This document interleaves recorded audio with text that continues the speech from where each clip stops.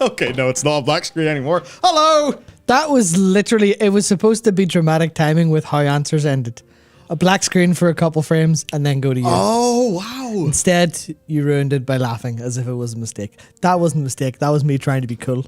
Now that we're all collectively playing a video game, as opposed to whatever the hell this was before Dragonflight came out, but it's now a video game. I hope everyone's been enjoying it, because I sure have. Yeah, people are finding out that it can be a goddamn game. That's something. Yeah. Yeah. Turns out if whenever there's no gameplay in a game such as moving between A and B, you add some gameplay, then people don't alt-tab and get bored. Crazy. Yeah. Crazy thought. It's going to require some cranial adjustment to those who I think would be better off playing an idle game on their phone. But I think for people who are perhaps in here to play a fully featured video game, yeah, we're eating good. Yeah, I feel like in terms of my opinion of World of Warcraft, I feel like I just hit a wall. Straight up just, oh yeah, here's the current train of thought. Boop, boop, nope, sorry. This is now blocked off to you. You have to go a different way. I'm like, cool. What's this? A profound amount of respect for almost every decision the team's made in putting this content together. Where'd that come from? Holy shit. That's incredible. Man's wearing a 3D flower and he's happy. Yeah, we'll get into that a little bit, but there's a flower wrist that you get from a side quest, and I got it, and I was like, I'm like happy. What's going on here? Like, what the fuck are these 3 dimensions on? What? Madness.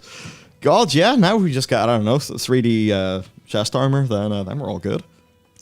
I mean, yeah, it's you kind of clown like, what do you mean a 3D wrist piece? What do you mean it's actually good? But it is actually genuinely great. Yeah, you're just a JHL gamer just hopping back on a break in work. Dragonflight's awesome so far. You know, that everyone's... Okay, not everyone is saying that, of course. Yeah. This is the internet and, you know, it's not everybody. But, right, isn't it qualitatives, opinions, quantitatives, numbers? Yes. Yes, so the qualitative side of things, it's been super strong. Like, okay, salty bastard. I don't want to...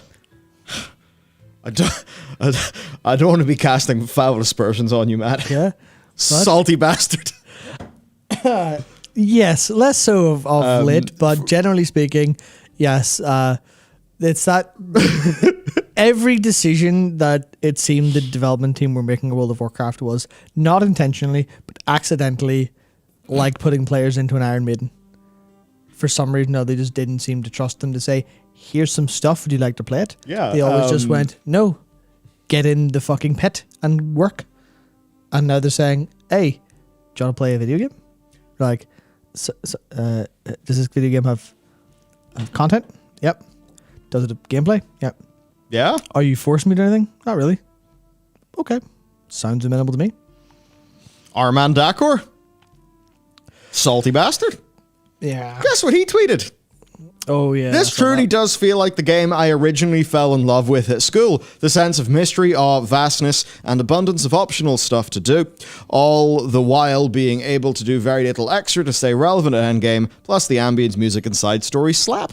Yeah, so I would personally Happy Mythic Raider. Cast a slight aspersion on the game you fell in love with in school, because it never is going to be that again, and never can be, because that's from literally a different world in terms of how players experience it. But all of the last half of just, there's content to do, you don't have to work like a madman to stay relevant for endgame stuff. It's just full of things that are actually good enough content kind of by themselves, where you go through side quests and go, oh, these are short stories.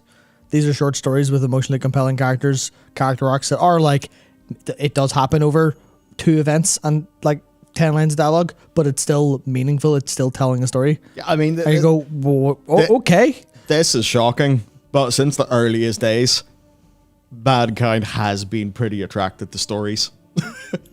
And yeah, so it's like just put lots of stories in and have them actually be pretty good. For that thing of like, it never will be classic again, that's definitely true. Yeah. It's about, can a different game hit the same or hit in a similar way? Yeah. So it's like, what did classic do when you were, when we were all like way younger? It was capture your imagination, was full of stories, had compelling progression, felt like it was a world that was like a true secondary world that you could succeed in. And if it achieves a bunch of those pillars via different mechanical means, but such that it is up to date for, the day that it's actually coming out, well, then I think that's how the first half of the tweet kind of like does make sense, I guess. Yeah. So that's why I think, it's been a fairly resounding success compared to, because it's always good to try to pull ourselves back to like a little bit more of a, I don't want to say objective, because it's like, let's objectively talk about our opinions, but to try to be objective. How many days is it? It's 5 days. No, it's not. 4 days. It's barely 4. Yeah, so it's like, okay. It would have launched about 4 days. 92 hours, I think, about that. Just under 4 days. Yeah. Yeah, by the time it hits 11 p.m. for us tonight, it will have been 4 days in the dot. So if we were to compare like the first 4 days of the last few expansions that, that we've played with World of Warcraft, I think that is perhaps the most like fair endeavor that we can do, right? So this time in Shadowlands, what I remember was having quite a lot of fun doing the level up campaign. Not because of the story, but because me, you, and Jared had war mode turned on, and he was a Death Knight, and he was gripping people into the pit of destruction, which was us. And that was pretty good band. Then, we sort of quickly got to, you get to max level, and we're like, all right, anima. I guess I, don't really care about that. What is there to do? And even, the side quests, in terms of how they were, structured for, overall video game systems, you look at the side quests in Shadowlands, and a few of them are, pretty decent. They were, little stories. I just think they didn't hit as well. But I was like, how do they fit into the overall game? They didn't really feel like they fit. And then you're immediately thinking about the legendaries, and you're doing your first ventures into Torghast, which is something where they didn't really put their strongest foot forward with how Torghast was initially presented to players, and the way that you were grinding for the shit in Torghast. Mm-hmm. So, it was weird for me. Shadowlands had a pretty decent honeymoon period because a bunch of new dungeons is just fun, right? That was fun enough. I'm so far have a better opinion of these dungeons. I think that could be because they just thematically appeal to me more. So that is purely just an opinion thing. Yeah, that's something we might talk about later today, because I'm really wondering, is how I feel about some of the new dungeons absolute cope that I'm making up in my head, or is there some form of actual reality to how they feel? And I wouldn't mind grabbing some opinions from chat who would have a decent idea. So it's weird because because we did have some fun in the first 2 weeks of Shadowlands, right? We've talked about this before. But the fun that we had was very much couched in a, oh boy, we know what's coming. Mm-hmm. We knew the issues. We were frustrated over the Covenant. So it wasn't pure, it wasn't just pure good. It felt a little bit compromised. And I actually feel that initially BFA felt even worse. I mean, I remember basically losing half of my will to live during the level up experience just because how much of a wet noodle my character turned into, losing all of that power. And then in BFA, you're immediately Azerite, artifact power. And I actually think BFA had a worse honeymoon period. And then, I mean, the Warfronts, which just weren't really, The Warfronts, I would say they had promised. They were promised to be, hey, this is what we sort of think is how playing the RTS and MMO would feel. Isn't it kind of all, you got your resource loops, go get resources, Could have been. go build your things, make your progression. And I actually know them fairly well because I did them recently, because for some reason the only thing I could do during P-Patch that would satisfy my weird gamer brain was farming 7th Legion service medals to get the Priestess Saber. Good man. So I was doing it was Darkshore with 5 people. I was like, this actually kind of works because we all have like a role. Yeah, we when there's 5 people. And I remember the alpha tests, when I was doing the alpha testing in Warfronts, my initial opinion was like, whoa, this is actually kind of fun. Because, and this is the thing. We weren't thinking about rewards. We were jumping in to playtest this new thing. Nobody knew exactly what to do. And on that point in the alpha, you didn't have a full stack of people, which meant that your individual, like the shit that you did individually actually did have a bit of an outcome. Yeah. And that was pretty satisfying. That's what you experienced. I literally just, oh, hey, our iron income's not doing that well. We want to get this over and done with. And then someone just said, okay, well, you can get iron from the carts at the top, because we were attacking this alliance from the top end, this horde, or from the top from the horde man at the top one. Oh shit, so you can. This was actually in Arathi. I was like, oh yeah, you can. And I went and got iron and then handed it in. I was like, oh yeah, that was like a party of people doing like a war front. But when it hit live in its state with all the players and how easy it was, how brainless it was, yeah, it was easy. It was brainless. People were doing it just for the reward, which basically meant you were, you may as well have like got into the war front, hit your stop clock, like back in chemistry class, right? You just have one of those, that's got the 2 buttons on it. You just give one of the big slap. You look at the clock, you're like, all right, we're just going to wait and let it happen. And it's the exact same thing with Torghast. Some people were trying to clown on us for, I remember your big video on Torghast. Yeah. Vaguely, it was a long time ago, but yes. Yeah. And Torghast was great in concept. Yeah, it was great in concept. There's actually plenty of pretty good gameplay in there. Whenever people try to, if the style that the reward system that was put in with like the timing, the stars, like if that meshes with how somebody would want to play Torghast, there actually can be quite a bit of good gameplay there. But again, it's like with the Island Expeditions, which themselves like had some pretty novel, like neat little bits of design. But the second that it just turns into that shore, it's completely different in how a player experiences it. And that feels different to aiding the Accord. Because aiding the Accord is just like, it's not like, stop what you're doing, stop what you want to do, and go do these things and, this bizarre tower instead. It's tied into like literally everything else that you would be doing in the game anyway. Do stuff, bars filled. Yeah. So it kind of, it works a lot better as a weekly bunch of reward than I think those other systems. And of course, it's great that, hey, if you're a Mythic Raider, you don't need a car. I mean, maybe you will because you want to be like perfectly optimal or something early. I don't know. But like, it's not like it's tied into legendaries. You're tied into any of that shit. Yeah. That's really just there so that for the players who aren't going to be doing, loads of mythic dungeons or heroic raids, that they can just actually feel like they can succeed in the world content in a way that I don't really feel competes with the types of content we're doing. So, like the honeymoon period versus the other 2 expansions, I think is significantly more positive this time around. Another thing that's pretty notable to me, some of the most fun that I had during the honeymoon period of Shadowlands was just the honor gearing. And that was just me in Eye of the Storm again.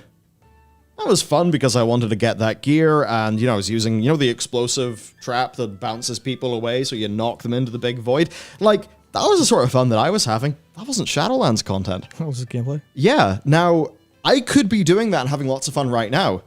Part of the reason why I'm not is because there's so much more new stuff. So I guess that's the thing. In Shadowlands, quite a lot of the fun that I was having was just like basic World of Warcraft fun, juiced up by, there's a new cap, there's new shit to get. But this time round, the things that are drawing my attention, I think drawing your attention as well, are the world and the stories. So it feels like RPG in significantly more meanings, of the word. I mean, hell, even the way the renown progression works, it's like, hey, get 1,000 anima and click 5 souls, then 10 souls, and 20 souls. And yeah, you get two a week, and that'll get you 1 campaign chapter. Now, even though you may end up with similar-ish timings and how the game is right now, the way that it's structured feels completely different to a player. And again, so much of this, and this is even what you were talking about with, there are a few similarities to anime here when you think about it, but again, game design is in the subtleties, it's in the presentation of things, and that's where this time it's working a lot better. That's what I find it really hard to grapple with, is looking at like the principles of it and going, I'm boiling these down just for the sake of thinking about them to like the rawest components. What is renown? It's a really slow, soft, time-gated rep grind. Mm-hmm. That should be a bad thing. However, what the actual player experience is here's a massive list of things to do. You can do whatever you want. You probably want to do most of it, but you can kind of take it at your own pace because there's no rush to get anything because this content will be here for you over the next couple months. And I was like, oh yeah, well, of course, people like to grind things. It's like the Cobalt assembly. You just sit in the assembly and kill stuff, get your rank up, get a ring. Yeah, got the powers. And people are like, yeah, it'll be fun. All right. So it's about the player experience, which is how they motivate themselves and how they feel about what they're doing, more than what they're doing.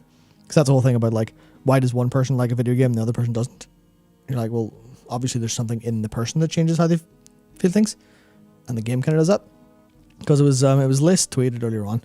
Now that I'm not forced to grind renown, etc., I actually enjoy it and I want to do it. Strange how it works, right?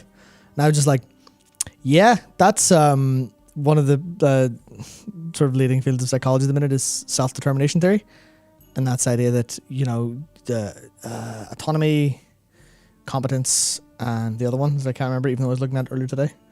I've played a lot of Dragonflight. I'm very tired. But autonomy is one where it's, people don't respond well to coercive motivation. Yeah. There's a whole, I haven't seen who he sources, but tell that to Duolingo. Yeah, exactly. But there's a Dr. David Burns, I think, wrote a book called something or other. I can't remember the name of it at all, but it's like a new thing about how to motivate yourself and stuff.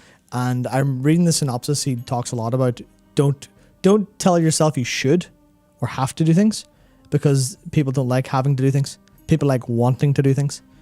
And yeah. if you can remove the coercion, even you can remove the controlling part of it, then people go, I want to do that. And obviously studies have backed that up in a whole bunch of ways. And that's exactly how it feels so much. Where it's just, yeah, so instead of saying, here's the content, we'll make you do it, otherwise you won't do it because we don't trust it or whatever reason. They're like, here's those shit. Fucking do it whatever you want. And that has resulted in people going, I can engage in this in my own terms. I'm not rushing to do anything. So that means I can take my time. I can stop to smell the roses. Because there's I can't remember the name of it. Is it Shen Comics, that comic guy? And it's, there's someone playing World of Warcraft and they're going very fast. They're very stressed out and going, you should stop to smell the roses sometimes. And then the person grabs a big pile of, stop smell flowers, grabs a pile of flowers, smells them all, and then hoists a trophy saying #1 flower smeller. Or like that's where it goes a little bit, donuts. And that's where it goes a little bit wrong. But people have like intentionally avoided that because they know not to now. And people are playing games in different ways and they're actually just going, hey, do side quests, let's do I really want to do the side quests and they're a really good source of renown. But then I started to notice I'm doing these side quests a bit fast, I'm not fully engaged with them. So what did I do for like an hour today? I went and finished up all of the Dragon Run races. So I now have the Isles Racer title. I'm like, that was fun. Yeah. That was fun. And now I can go do other things. It was something that we don't think about in World of Warcraft because a lot of people, and I think a lot of game design has pushed people to think about so many games in this way. A lot of people treat World of Warcraft like an idle game. Like it's put time in, get result. And we're very focused in that, that kind of like bizarre way the modern games push us in. Whereas, like, I'm not saying that Tony Hawk Pro Skater and Dragon Riding are the same. They're obviously not. No. But the point there is you had, like, I don't know, an hour or two of fun flying around through circles like you're playing a game. You now have a title for that, and it's like, oh yeah, I have a title because I did that thing. This thing was actually really fun. It was a little adventure.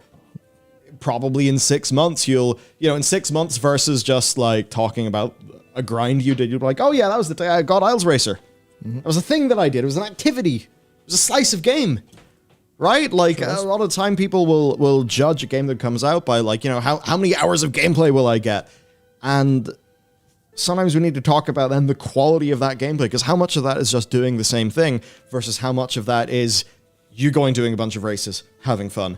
There's 34, at least per the achievements, side quest chains. Yeah. That's 34 stories to engage I've done like 9 of them and I'm already overwhelmed. And like, thankfully the game systems do reward you for doing all of these things. Like, it increases your renown. So, via the number go up, it's an RPG in that sense, it works. But also via the role-playing game side of things, it works again as well. Yeah. And that's where I think it's working, because we're getting the RPG as in numbers go up in progression. And at the same time, we are getting the other aspects of RPG that feel good, right? So it just feels like the various, hooks of a game like World of Warcraft, like, they're all stronger right now because they're more in balance. Yeah. And I guess that's the thing. It's like, maybe you don't have to do things that feel coercive. Like, Torghast was just fucking coercive. They're like, yeah, look, we made these legendaries and you have to do Torghast to get them. There's a lore connection, but we made it that way. You go do it. Like Duolingo, anytime, you'll know if you have somebody, if someone in your life uses Duolingo and you're near them towards the end of the day. Fucking aggressive. You'll know because they'll get their beeps and they're like, 1 second, I need to look at some Japanese on my phone. World of Warcraft would feel like that. I would feel so shitty. And the Duolingo model obviously works for some people, but for people who are, a little bit more in tune to like the self-determination theory and, aren't just liable to be, I'll do whatever I'm told, whatever, etc. That doesn't work. That burns people out. And they go, no, fuck that. So I haven't looked at Duolingo in months. Every time it pings me, I just get angry. Fuck you. Fuck you, little annoying bird. I'm not going to do what you tell me. I'll do this shit in my own time. Yeah. Man's going to go and he's going to do his flashcards with intention. Yeah, Duolingo is like, it's very well put together. It's a great idea, but it's very much, it relies on, oh, you paid us a load of money, we're going to bully you into doing it. Yeah, a tech company saw a gamification book and just went completely nuts. And sometimes games feel like that too. And I know it's a bit weird saying, oh yeah, video games using gamification. Like, that sounds very strange. But when I say gamification, you know what we mean? We mean that coercive shit. That's just, the framing is just not there in the way that it's been in the past 2 expansions. And, I think with Legion, we had this experience of a lot of novelty, a lot of content that felt meaningful, also a lot more problems. I would significantly disagree with... so there was an Asmongold clip that was reacting to the Preach thing, where Ian was saying that it was only really towards the end of Legion that they started to realize there was problems in their system. That might be how he remembers it, but I know that me and Mike were there on beta. I released a video and got... People were pretty pissed at me because I pushed back against legendaries after they came out. And I pushed back against them before the legendaries came out. And the alt threat, like, Legion had so many of those problems. Like, people rose tint goggles Legion so much. Legion, like, committed so many coercive game design crimes, but it was able to power through that by just having, to put it mildly, in the way that we talk about things on the internet, pog as fuck vibes. Yeah, right? It was like, let's get a big fucking sword, power our sword up, bing, bing, wahoo, slash the fuck out of people. What's that? Every single spec in the game is revamped, and with the artifact, feels pretty fucking fun. Okay, let's go. This is big. Yeah, there's also a whole bunch of problems, but whatever, we'll push through them. Whereas this time round, it's like, where's the problem? This is like the first time in almost a decade that there have not been a host of problems. Like, did you know? I will put emphasis on ish. yet, Yes. but that's not from a design perspective. That's from an implementation perspective, which is a completely different kettle of fish. We'll get into that a little bit later, I'm sure. I mean, do you remember people in Legion, the really hardcore people, because of the way that their loot mechanics worked for your first 2 legendaries, people realized it was faster to boost a character, then level them up to 110. If they don't get the first 2 legendaries, they're actually good. It was easier to just delete that character, make a new one, and try again. Like, there were so many fundamental fuck-ups that, I mean, so many of us did point out in the Legion beta and alpha. Just like, you know, in the basics of the systems design. And you kind of look at it here, and those problems don't seem to exist. Like, they've taken a pretty major gamble and going, we're just going to make this and hope people show up. We're going to make as much content as we can and throw it in and just pray that people don't, like, I guess, get bored of what we've made before they, like, and force themselves through and feel annoyed or whatever else. We kind of hope people do this stuff without any worries about it. Yeah, well, like, as Sam said in the comments, like, with Legion, like, they just had loads of content. And, like, yeah, there's some game design issues, but it's like, there's loads of content. We're in Suramar. It's fucking awesome. Yeah, that's like, the thing. That pushes totally through those problems. Yeah, my experience of that was, oh, the legendary, like, acquisition is shit. Well, that doesn't bother me because I'm never doing something specifically for a legendary. In the same way, I'm not doing anything now specifically for renown. Yeah. I'm doing what the game presents to me as things that will be fun to do, and then I do them. And then in Legion, that was the point where I got, like, I was definitely lucky with getting, like, my first Lego was Blizz. And I got it from, it was the, Bastard. It was the, you know, the withered training scenario? Yeah. It was the chest at the end of that. And I really loved that scenario. And I really like getting a legendary. But I was like, hell yeah, this has been a great experience. But if that withered training scenario had been there, if I was in the Maw of Souls, just farming that shit out, or if I just had to run around the Maw or an equivalent all day long, I would have had a substantially different experience. And then I think some of that then got codified into the next 2 expansions because that overarching design philosophy got crystallized. Because it was possibly, and this is obviously, that could be completely wrong, but I have a hunch that some of that was seen with, oh, okay, let's qualitatively break down what parts of our design of Legion worked. And they were thinking about system thing, but design. Well, that clearly worked because people were doing a lot of activities for legendaries. But that's a thing where numbers don't reflect how people feel. Yeah. And that got codified as, oh, that's clearly good. And then that got baked into the philosophy, as you're saying. And then it took them along. It took that to fail catastrophically when they didn't have enough content for them to realize, hang the fuck on, is this maybe not a great idea? Should we maybe try something different? And they have. And it's right now, in terms of how people reportedly feel, and theoretically based on what we can look at in terms of how other games are received across the MMO sphere and the live service sphere, and also literally looking at how humans work. So this is probably going to be better, probably with a couple of asterisks, and I would put money on it bearing out better in the long term. Yeah, and I think one of the things that was lost is because it was so many of these, like, systems problems, that dominated the entire discussion. And the thing that the thing that this expansion has done well is, you know, toning down the systems, but then making room for the bit that kind of matters a hell of a lot more, which is just like the more broad, holistic game experience, like the second-to-second game design, the literal stuff you're doing, the design of all the little quests and stories. It's like, yeah, the focus is on that, and that's where they're winning. Yeah. The systems are supporting that rather than that being the content that's fed into the systems. And that is a big, you know, me kind of phrasing it as that, like, sides of a coin thing. Some of that's going to be perspective, but I do feel like, you know, it's kind of flipped from one side to the other in terms of how it's being received by players. Yeah, there's so many reasons that could be. There could be so many, like, because it's hard to know, right? Because we obviously exist in a bubble in the community to an extent. We see what people who watch us see and say and stuff like that. So there's like a massive amount of like a silent majority that I'm not quite sure how they responded overall, but I imagine with the quality they will be the same thing. But I have this sort of thought in my head of like people have been so dissatisfied with the lore and the story and stuff that the effort they've put into these side quests will just pay off in terms of how people are playing.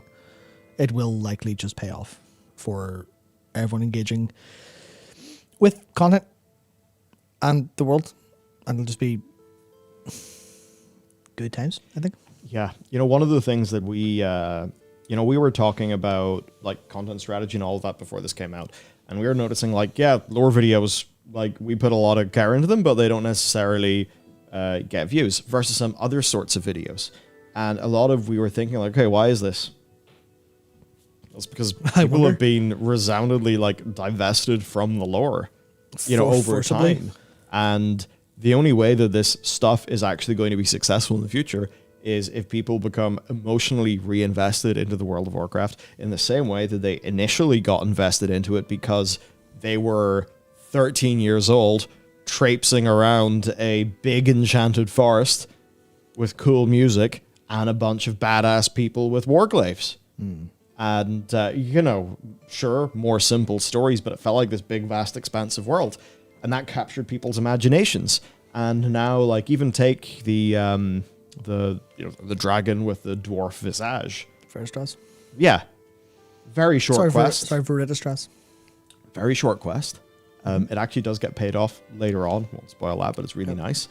But like that one little quest, I mean, that's probably going to make most people feel more than most of Shadowlands did. Oh, right? Yeah, I mean, immediately I'm going to say three. There's three that really stand out to me. There are 3 side quests that I've done, and I know there's a 4th and like a 5th I haven't done yet that people have talked a lot about. But I'm just like, yeah, I value what I've done so far more than every part of Shadowlands put together. Yeah. And kind of going back to our discussion about the sorts of content we're making, like, you're like, right, the only way that us doing what we really want to do with lore, the only way that could possibly be successful is if we and our viewers kind of fall back in love with the world again. And the only way that's going to happen is really good stories. And I think one of the reasons why FF14 like really captured so many of the WoW players when it did is because that investment in a secondary world that I think we crave because we're playing a fantasy RPG, that was provided to us with FF14. And now you look at somewhere like the Dragon Isles and, oh, World of Warcraft is providing it to us. And, in fairness to Blizzard, when it comes to the mechanics of questing and stuff like that, they are definitely able to do more than FF can do sometimes. Substantially. Because, borked engine, please understand. I mean, in both cases, but you can definitely feel the please understand whenever Yoshi P says it. Yeah, they're both dancing with severe limitations. It's just their limitations are in different angles, and they're both overcoming those limitations. There's going to be a point in a couple of years where they'll like meet in the middle, I imagine. That's going to be crazy. Because FF's been doing so much better work in terms of how quests feel to play, and World of Warcraft has been going, all right, we see what you JRPG motherfuckers are doing with all that like dialogue and stuff and having players stand around and wait for dialogue. Let's do that.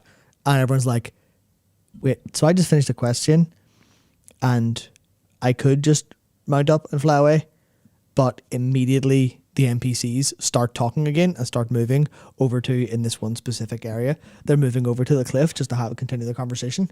I didn't fucking fly away. I'm walking over there with him, just be like, what are you talking about? Yeah. Oh, this is a really nice epilogue bit to this questline. That was a striking bit of dialogue that made me understand these characters more, and it felt real and wonderful. Like, excellent. What's that? You had a impact on a character's story beyond what's in your quest log? Yeah. Madness. Doesn't normally happen. Yeah. I mean, it sort of like kind of could have, in the past, but it's happening so much more successfully now. Mm-hmm. And in a setting that is, I think, so much more in line with what players actually wanted from this IP.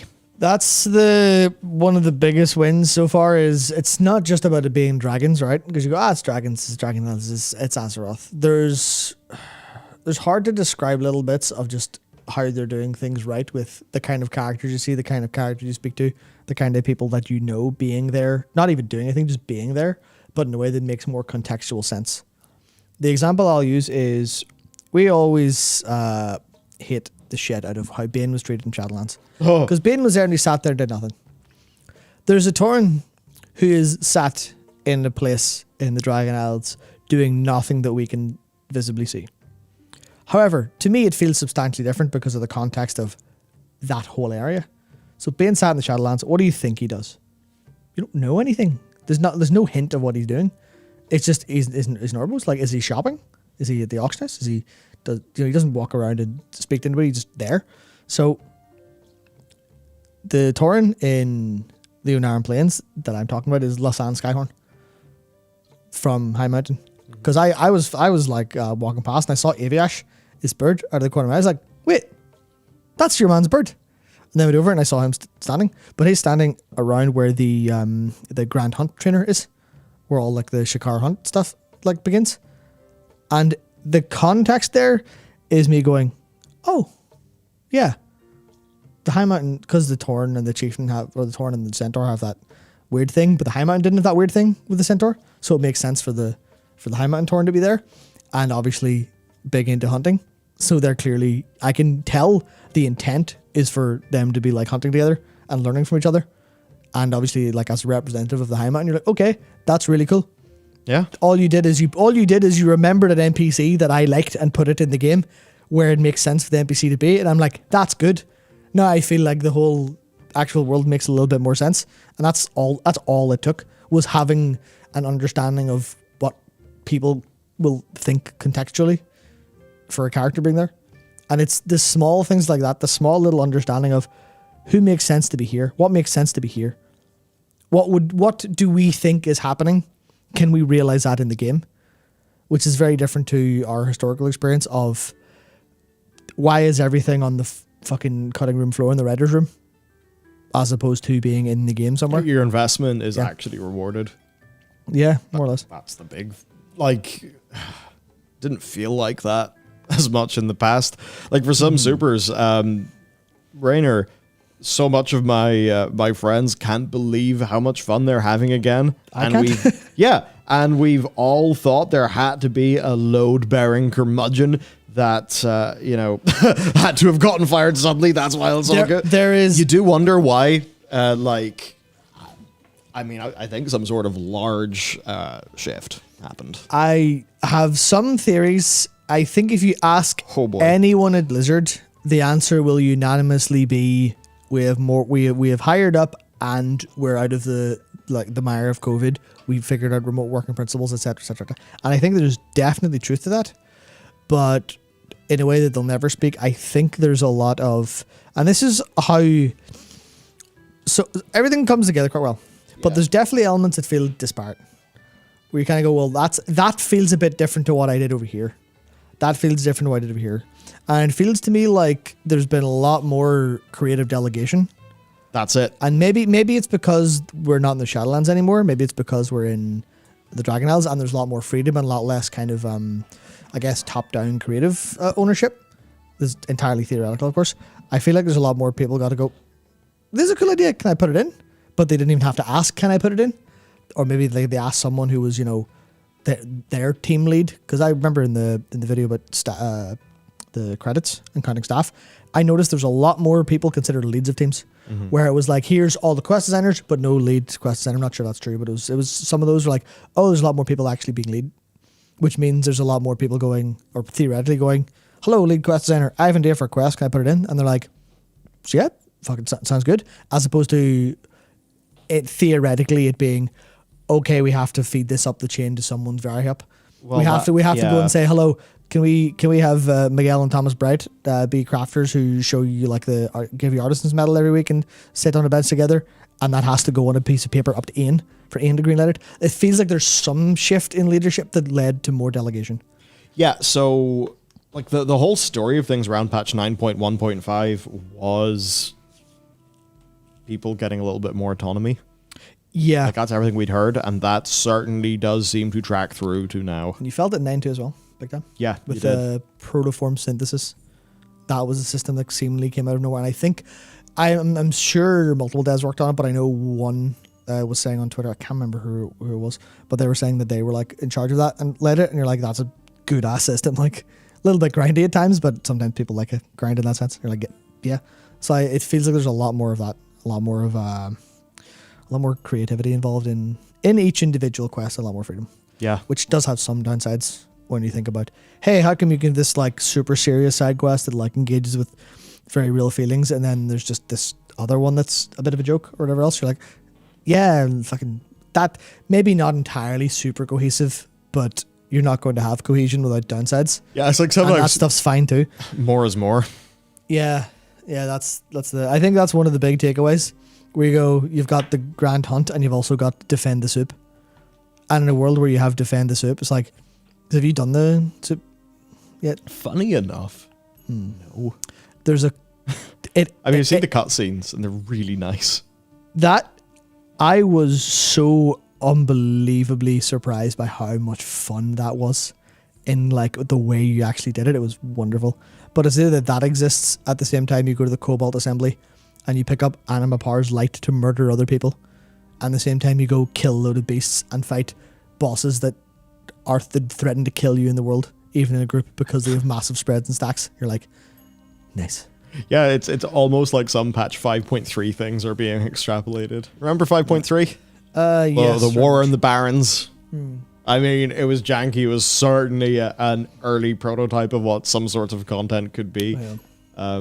It's interesting seeing a lot of that be abandoned for a long time, and then like just these events and things like that, I think, coming back in a more successful fashion than the Tormentors of Torghast or the, those like events that took place in the Maw. I mean, even just think about that. Right now, we're dragon riding around the place at high speed, knocking out loads of content, having lots of really nice little stories. And this time, 2 years ago, we were traipsing around the Maw on foot. Mm-hmm. They certainly do seem to have realized, hang on a second. I mean, we may have these dark, oppressive things in our game. But if we also make the game feel really dark and oppressive, then maybe it'll actually just be dark and oppressive and not fun. And that seems to have happened. And the opposite's proving true now.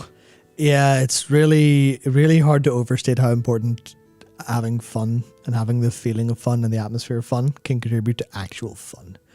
It's like an MMO. It's almost like they were so focused on making an MMO, they forgot they're making a game. In a weird sense. In a weird sense. That's like MMO crime number one. It really is. It really is. ZTV, thanks for all the great content. Keep it up. We absolutely will. Thank you for your super chat. Caligula, thank you for your super sticker.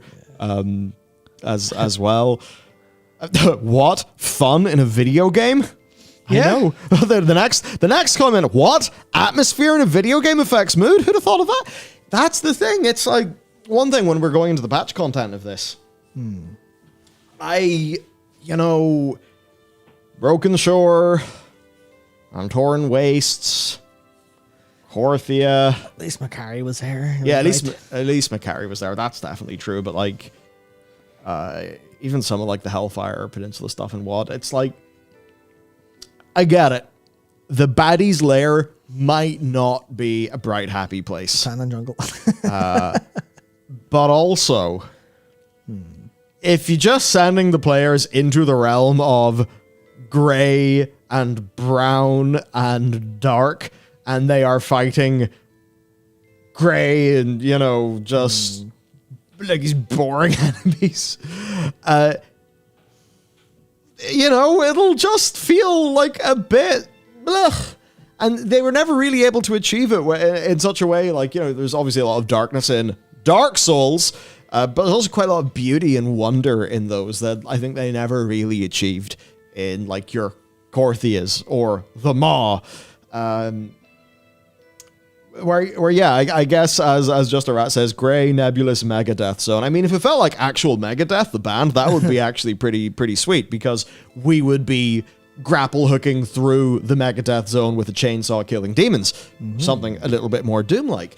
But, in WoW, it just kind of meant, like, slow, grindy, boring zone. Not fun.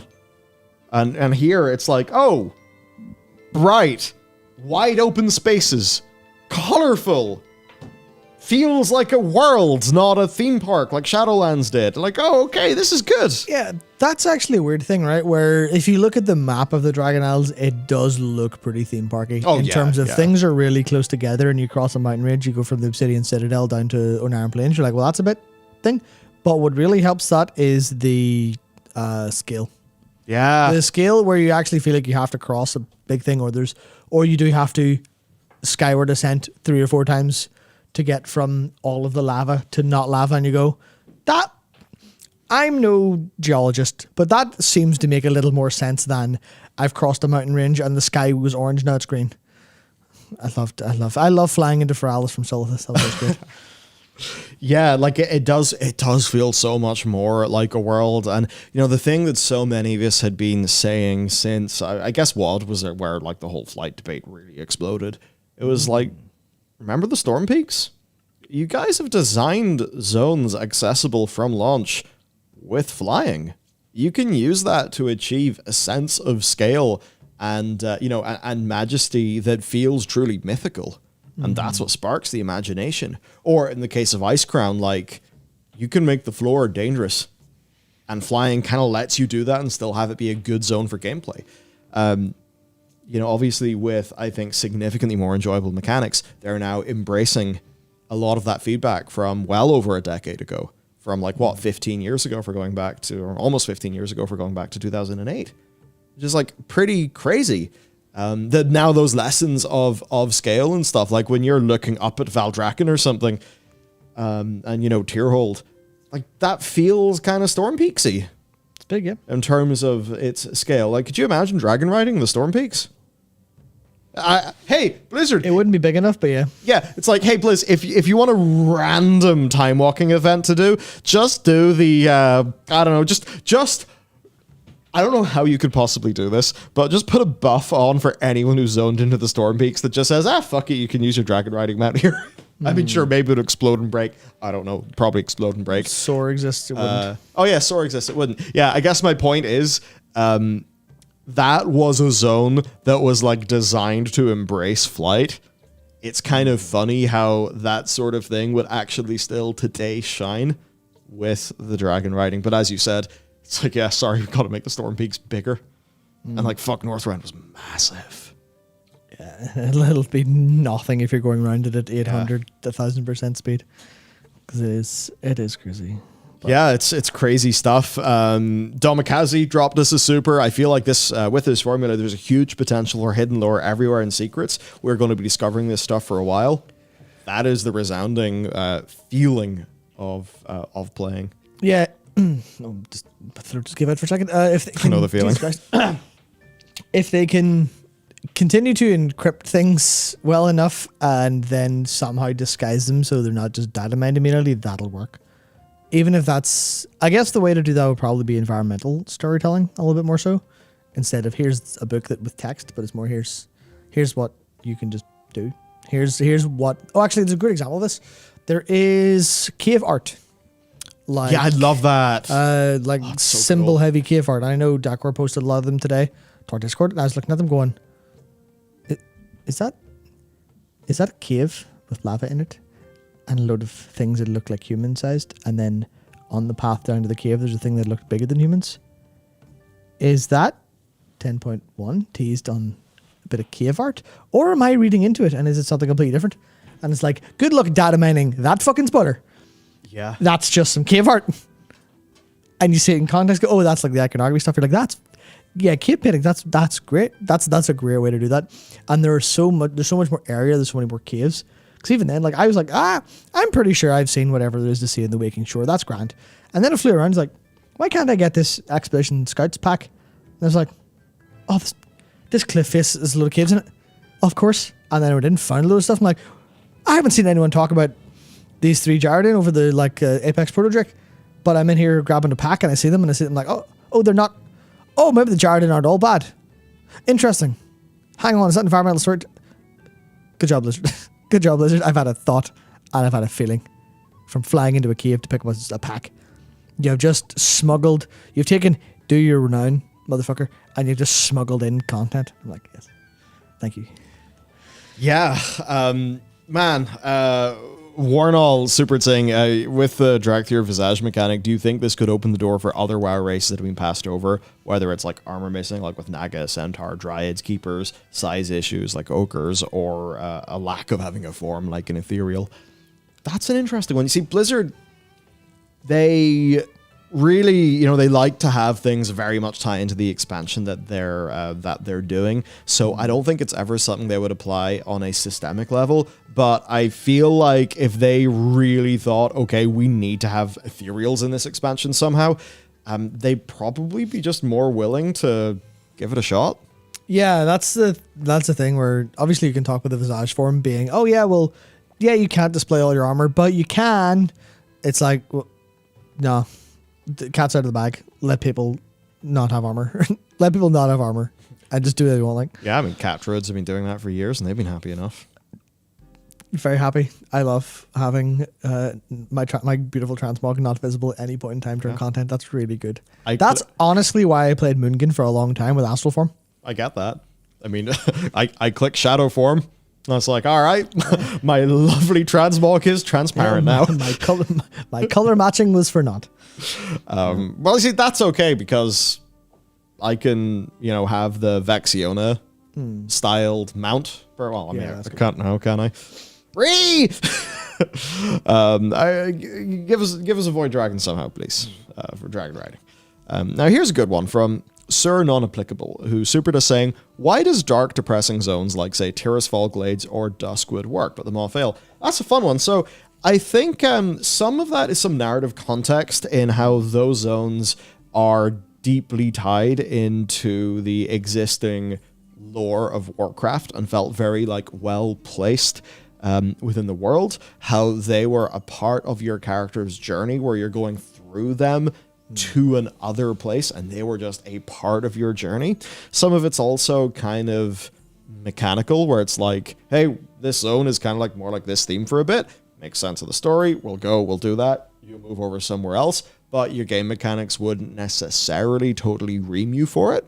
Whereas if you look at the Maw, like, you know, it's the Maw, it's like, okay, we have high mob density. We've made your traversal mechanics more annoying. We have the Eye of the Jailer. We, I guess, tried to do a Dark Souls with Stygia, but it doesn't really fit. Like, that kind of thing. And, you know, then for some of those other zones, it's like just the way you're kind of like, you have an issue where those zones like Tirisfal Glades or Duskwood are a part of a broader, more cohesive world that all kind of like exists and works together. Whereas some of these patch zones, they replace the stuff that came before it and they funnel everyone into spending like their default non-instanced content time in that area. And that's like your Korthia problem. So I think it's somewhere along those lines. Yeah, it's because the game naturally had variety, whereas you're spending a lot of time in the Maw or between the Maw and like your home zone. So hey, you're going to the Maw, you're going to Bastion. There you go. That's your two zones. Whereas it was Tirisfal, you start in Tirisfal, you go down to Silverpine, and then you're like somewhere nicer after that. You're like, oh, this is good. This is wonderful. It's that variety. Also, there is something different about those zones. And this is hard to elucidate, but I think they weren't as depressing. They were a little bit more, how do I describe this? It's kind of hard, right? A little bit more like playing a Resident Evil game, where you're like, this is intentionally kind of grim, but it didn't replicate that in gameplay mechanics too hard. It was like the atmosphere was the atmosphere alone in the story, and then obviously you killed undead or a Worgen River, but it wasn't like actually trying to kick you in the head in a way that the Maw was literally punishing. So I feel like that gameplay representation of the punishment was the problem a little bit. I think. Yeah, and then the way I guess that was tied into the like, you know, the whole extrinsic, reasons why you're doing stuff. Yeah, that too. The Maw. That too. Yeah. That's the part that gets really like, I think really interesting, and it's why I've been thinking so much about Dragonflight so far. obviously been playing a ton, but it's all of the little things. It's like, I think a lot of my thought has been, could they have done this better immediately, or what have they done wrong? And my answer is very much nothing that I could see is wrong, and I can't immediately think of a way for this to be profoundly better. Outside of, there was one, I think there was one side quest like, this would have been way better if something very different happened, but that was literally just an opinion thing. Generally, I'm like, oh no, this is like because you always call them the imperceptibles. The stuff that you don't really know because it's not your job to know it and make it. The idea of like, you know, how the average person watches a movie. Yeah. And if the cinematography is stellar, they will love the movie, but they won't know why. They'll just, all of the ways the camera moved matched how they're supposed to feel during that movie. And then they'll come out and be like, wow, it's a great experience. Whereas they might enjoy the same movie with substantially worse cinematography, more boring shots. But this one, it's kind of bored. Like, why? I just didn't really like it very much. But it's like the job of the cinematographer to know what to do there, to match it creatively. And it feels like they've been getting all of the small details substantially more right.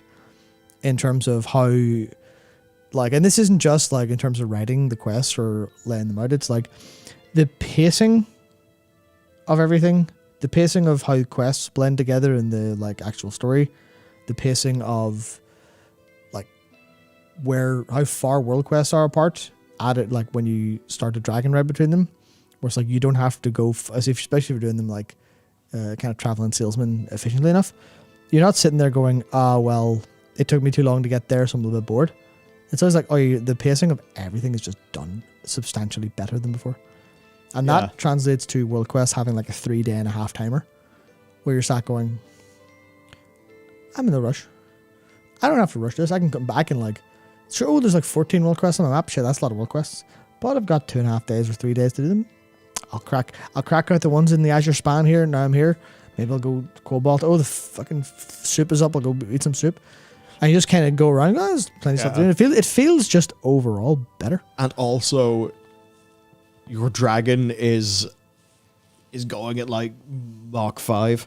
Yeah. Which just sure does make the travel bit feel better. Even like in the spacing of the world. It's funny, like, you just bump into a little outpost full of NPCs and quests that you did not run into during the main story. Because I found that a few times in the plains.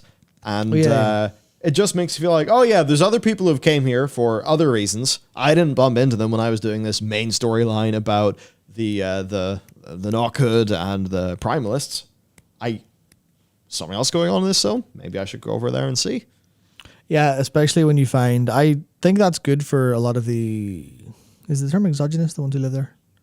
I don't know. Exogenous is, well, if you, endogenous would be like ketones that you make. I think exogenous would be ketones that you take. Am I thinking indigenous?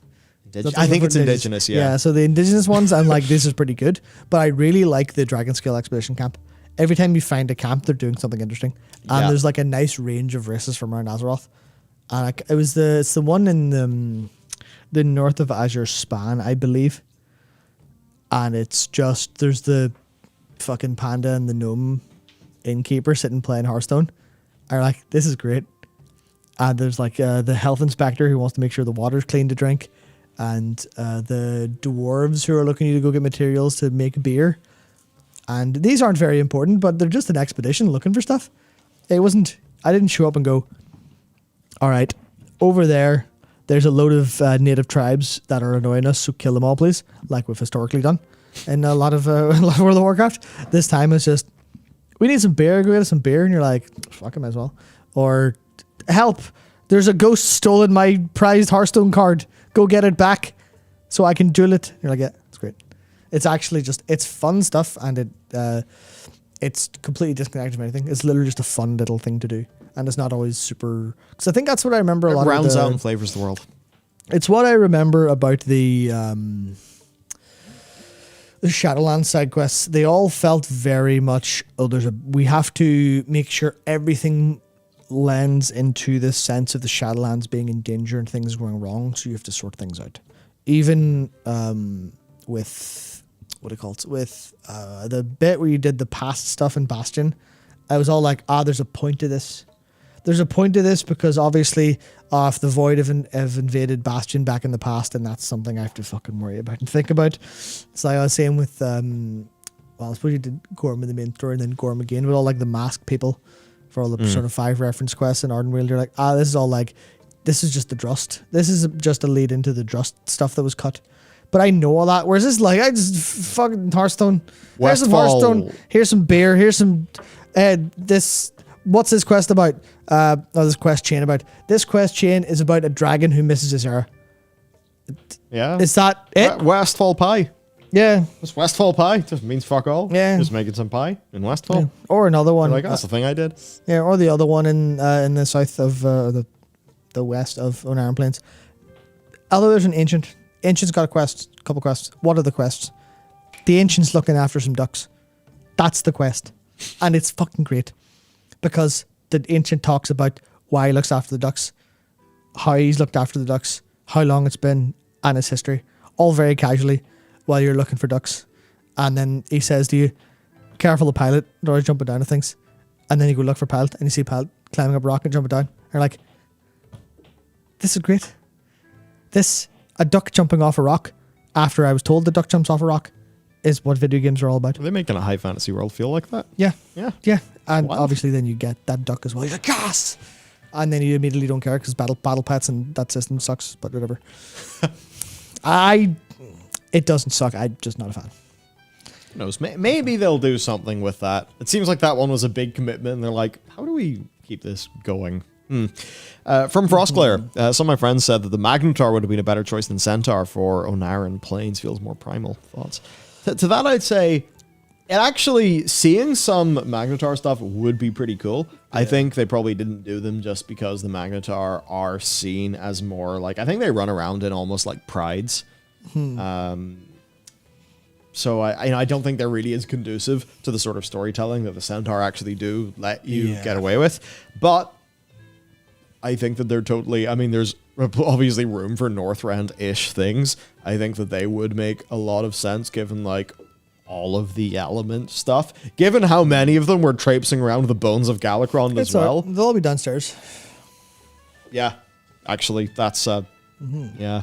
From Fel Foxling. So I thought this one was fun. So Fel Foxling Super said, what do you think the chances of them doing something bad to Alexstrasza are? Since she's the only original aspect that hasn't died or like not been corrupted. Fuck.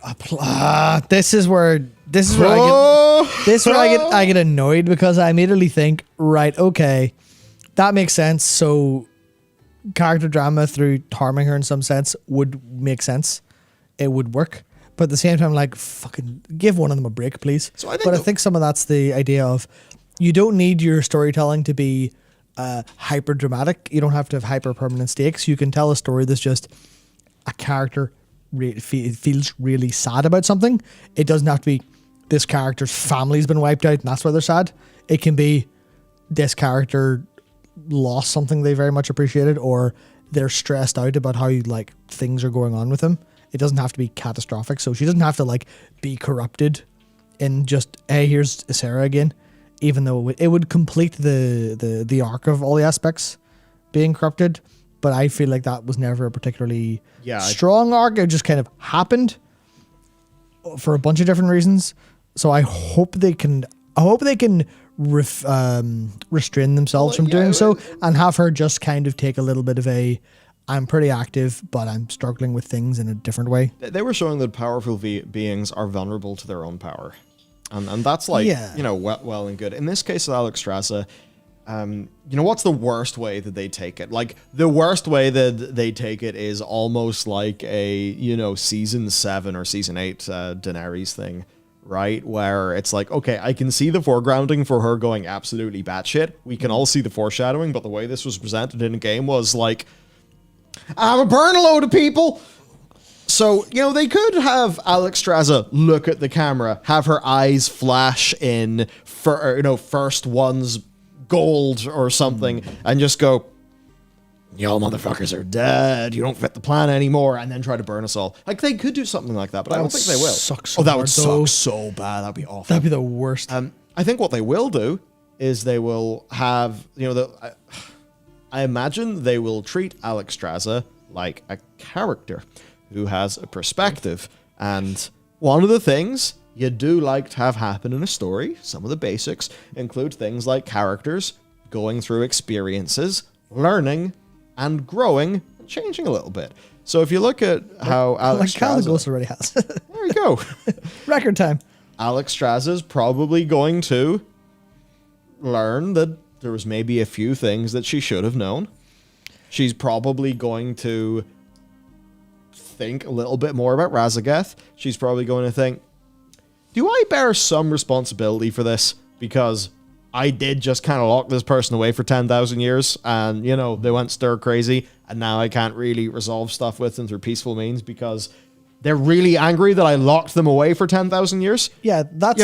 Can she go through all of this very natural stuff with her character, come out a more well-rounded individual, learn and grow a bit, become a bit more balanced. Through that, we kind of maybe get to learn, I suppose, as beings who have traditionally been fairly pegged towards the Titans, what's the more appropriate balance view that we should have of them, rather than the more, it's big dogmatic sky statue daddy.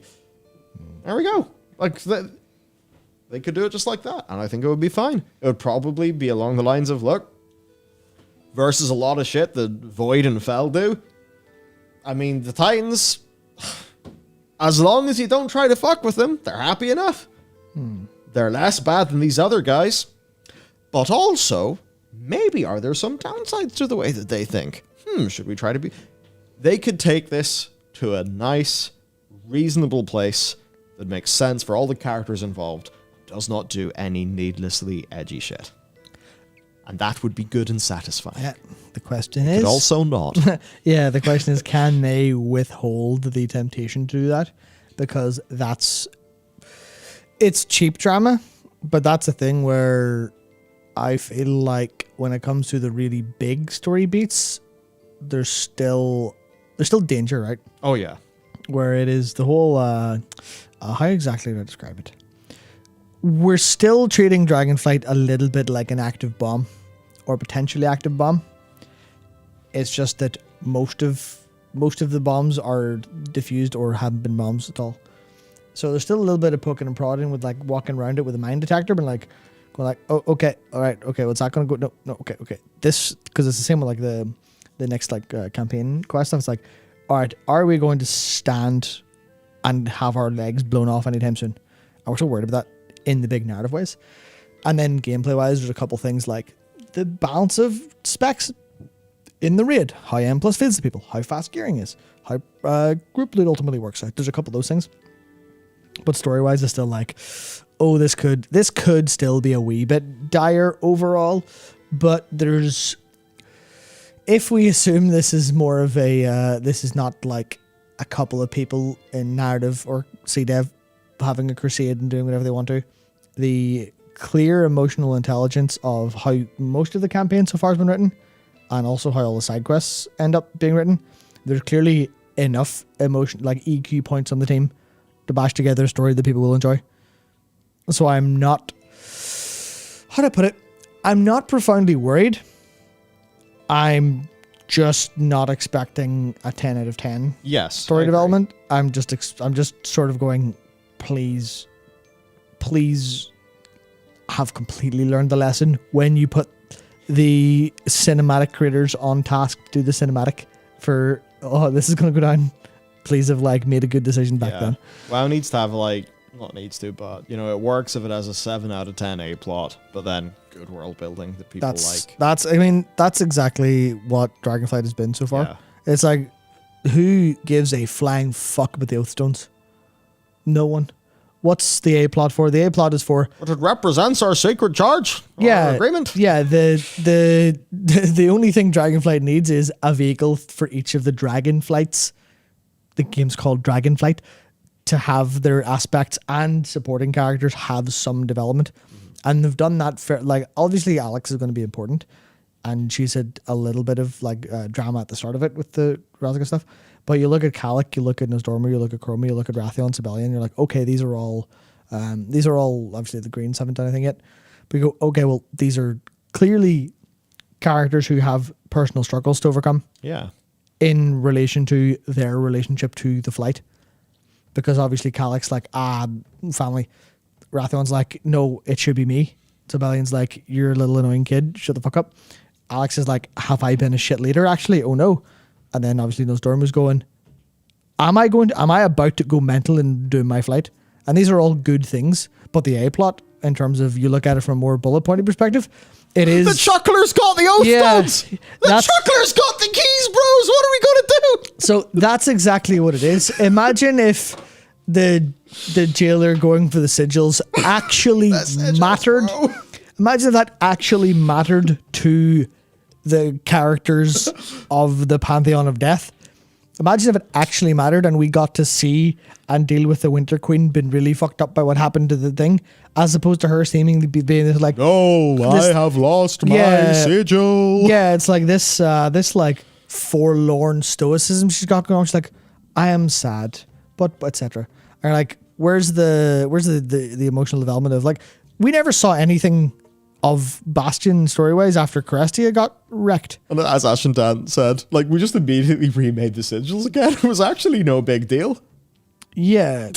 Yeah, that's the thing where like that part of it is like, this is just kind of ass. But it's just shit for us to do while they try to tell us a story about the characters going on. And that's okay. So as long as they actually already, as long as they keep doing that instead of just jumping the gun again, then I think we'll be more than fine with whatever they do. It is weird to have this position where I'm like, I kind of trust them to not be too egregiously dumb. They're oriented in a so much better direction now. Yeah. Hopefully, they stick the course. I like you love super. The whole Chuckler meme is totally caught on with my friends. Thanks for that. Chuckler's some boy like. Yep. We love J-Lore the Chuckler. Yeah. Oh, man. I think we should probably take a look at our show notes. Yeah, there's really, you may have noticed we've been playing a little bit more Dragonflight than we have much else, because the show notes are, at least from me and Dakor's concerned, they're not very much there. They're kind of, you got them open there? Yeah. Yeah. Oh, okay. Yeah, there we go. There we go. Yeah. Get in. Man, some of the I don't know, I think it maybe just people learned how to make them real good, but some of like the evoker appearances, the visage ones, I'm starting to see real good ones, but made them like nice. Yeah, turns out when you give people a hell of a lot of tools, yep, they can do bad, they can do good. So for some things to call out, obviously, we do have this quest. Yeah, which I haven't actually done. And I'll tell you why I haven't done it. Dude. Because I went to do it on beta, and then I sat there and it bugged out and he didn't actually continue, and I was stuck there and had to remake the character, and I was like, class, excellent. So I haven't done that yet. So there you go. Off the back of Matt having to delete a character, we got a version without the bug. Yeah. But this is the one that we've all seen everywhere in the internet. It's just like, a few little tweets. There's one from Holly. Mm-hmm. This will live on in my memory of Dragonflight. It will. Yep. And I said the same to the designer who wrote it, who recently changed jobs to become a designer after being a senior in customer service. Talent is everywhere. Interesting. Nice. Oh, there's one tweet I think is interestingly missing here. It was Chris Metzen commented on it. Saying something about like Me Too, buddy, but for distress. I'm like, nice. Nice. Fuck yeah. It is good. So that's one. You'll find that quest in and around where you first learn how to dragon ride. There's a dragon riding glyphs. Ruby life pools. Yeah. Dragon riding glyphs. Getting all those doesn't take that long. Ends up being a load of fun. To be honest, even if you, because like I did, I did put the markers on my map. Of course you did. You're a fucking idiot. Yep. But here's the thing. Because the mechanics were fun, I was like, how do I plan my path? Especially when I did not have a hell of a lot of power. I'm like, right, I'm going to go somewhere really high. And then as I was thinking, like, holy fuck, I'm actually able to go way further than I thought. And it was really fun. So there you go. They've made it such that even doing it in the goopy gamer MMO brain way, as I did, worked really well. So a big thumbs up for that. Yep. For other things. I will also say, if you're like it is really easy to do without any guidance. Yeah. If you literally look at the achievements, because they tell you the zones they're in, and once you get into that zone and you get close enough, you do get your Drake senses a nearby glyph, and then you turn your view distance to 10 and spin your camera around, and you probably see it because it's glowing like a fucking federal agent. Yeah, it was the one near the Algathar Academy, where like there's the domed building, and it's significantly more up in the dome, so you can't really see it unless you poke around and look. And I just thought, what is this coordinate wrong? And then I'm like, wait, no, let's apply my thinking brain. Yeah, then I applied my thinking brain, looked at the list of achievements, and just did the rest of it based on what I had not filled in the achievement list, and that, worked. So glyphs, good shit, and a really nice way to just say, hey player, you're starting here. Are you ready to, in the next 45 minutes, because I know you can do it in like 15, but let's just say 45.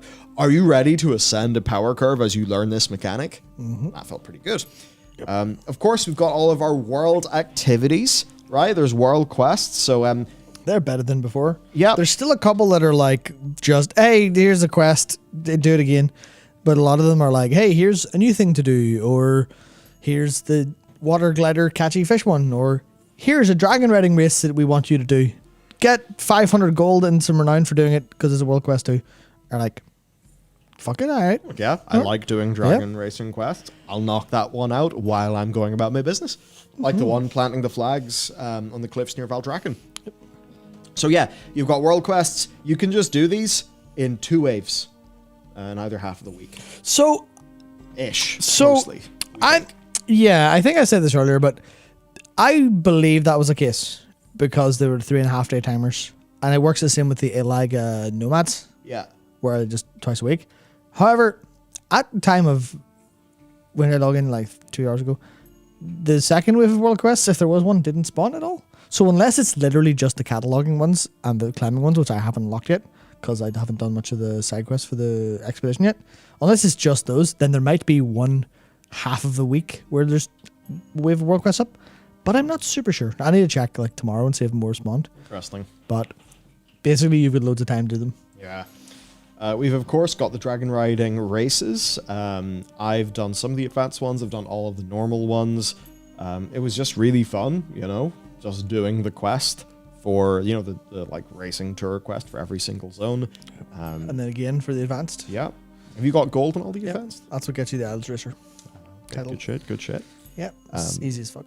And that's just going to be a slice of fun. And you'll get really good at that mechanic. So there's the siege on Dragonbane Keep. We'd recommend, of course, finding some friends, guildies, group finder to do that.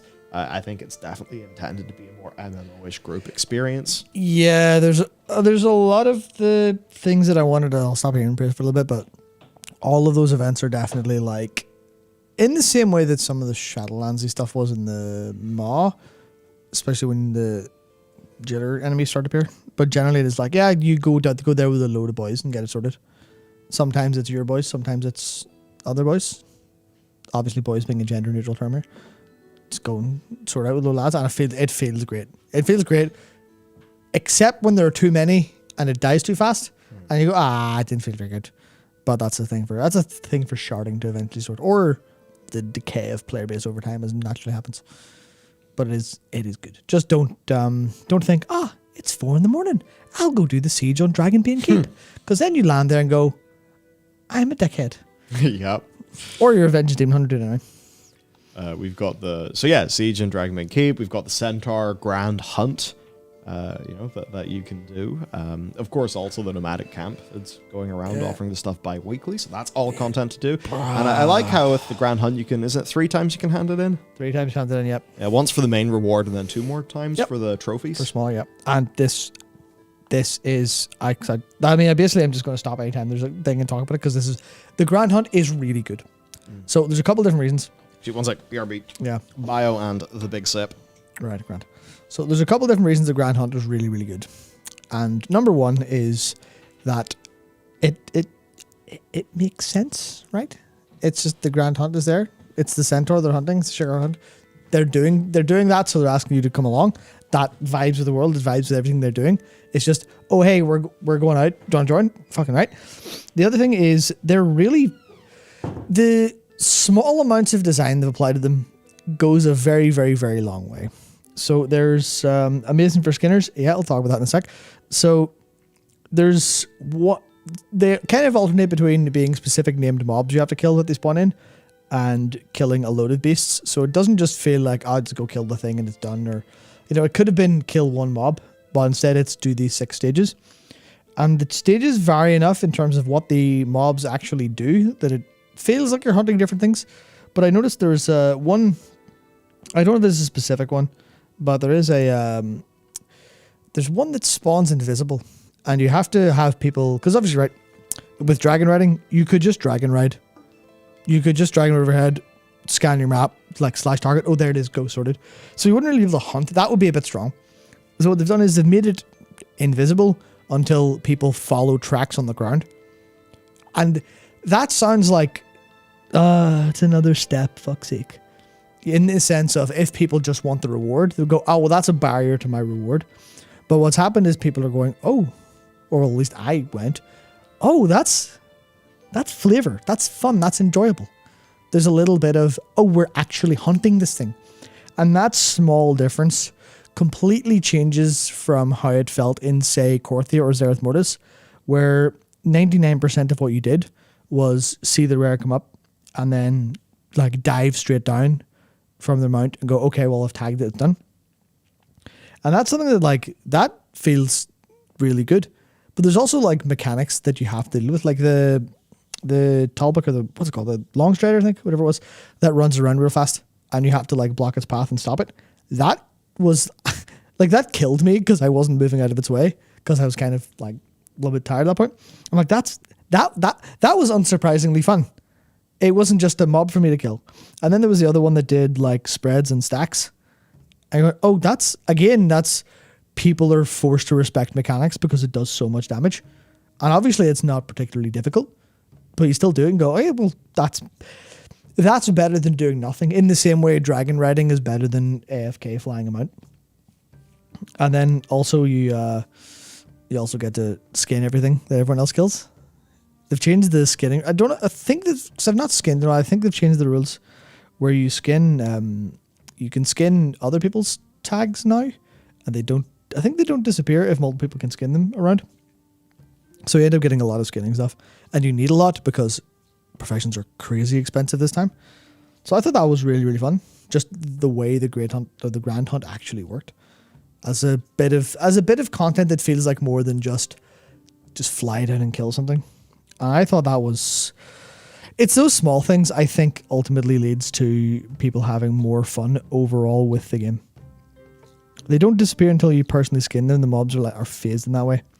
Yeah. Oh, that's in Shadowlands. Okay, because I haven't skinned since WoD, I think, and doing that with John at launch was fucking wonderful. Where are we at? Because we've got the Center Guard hunts.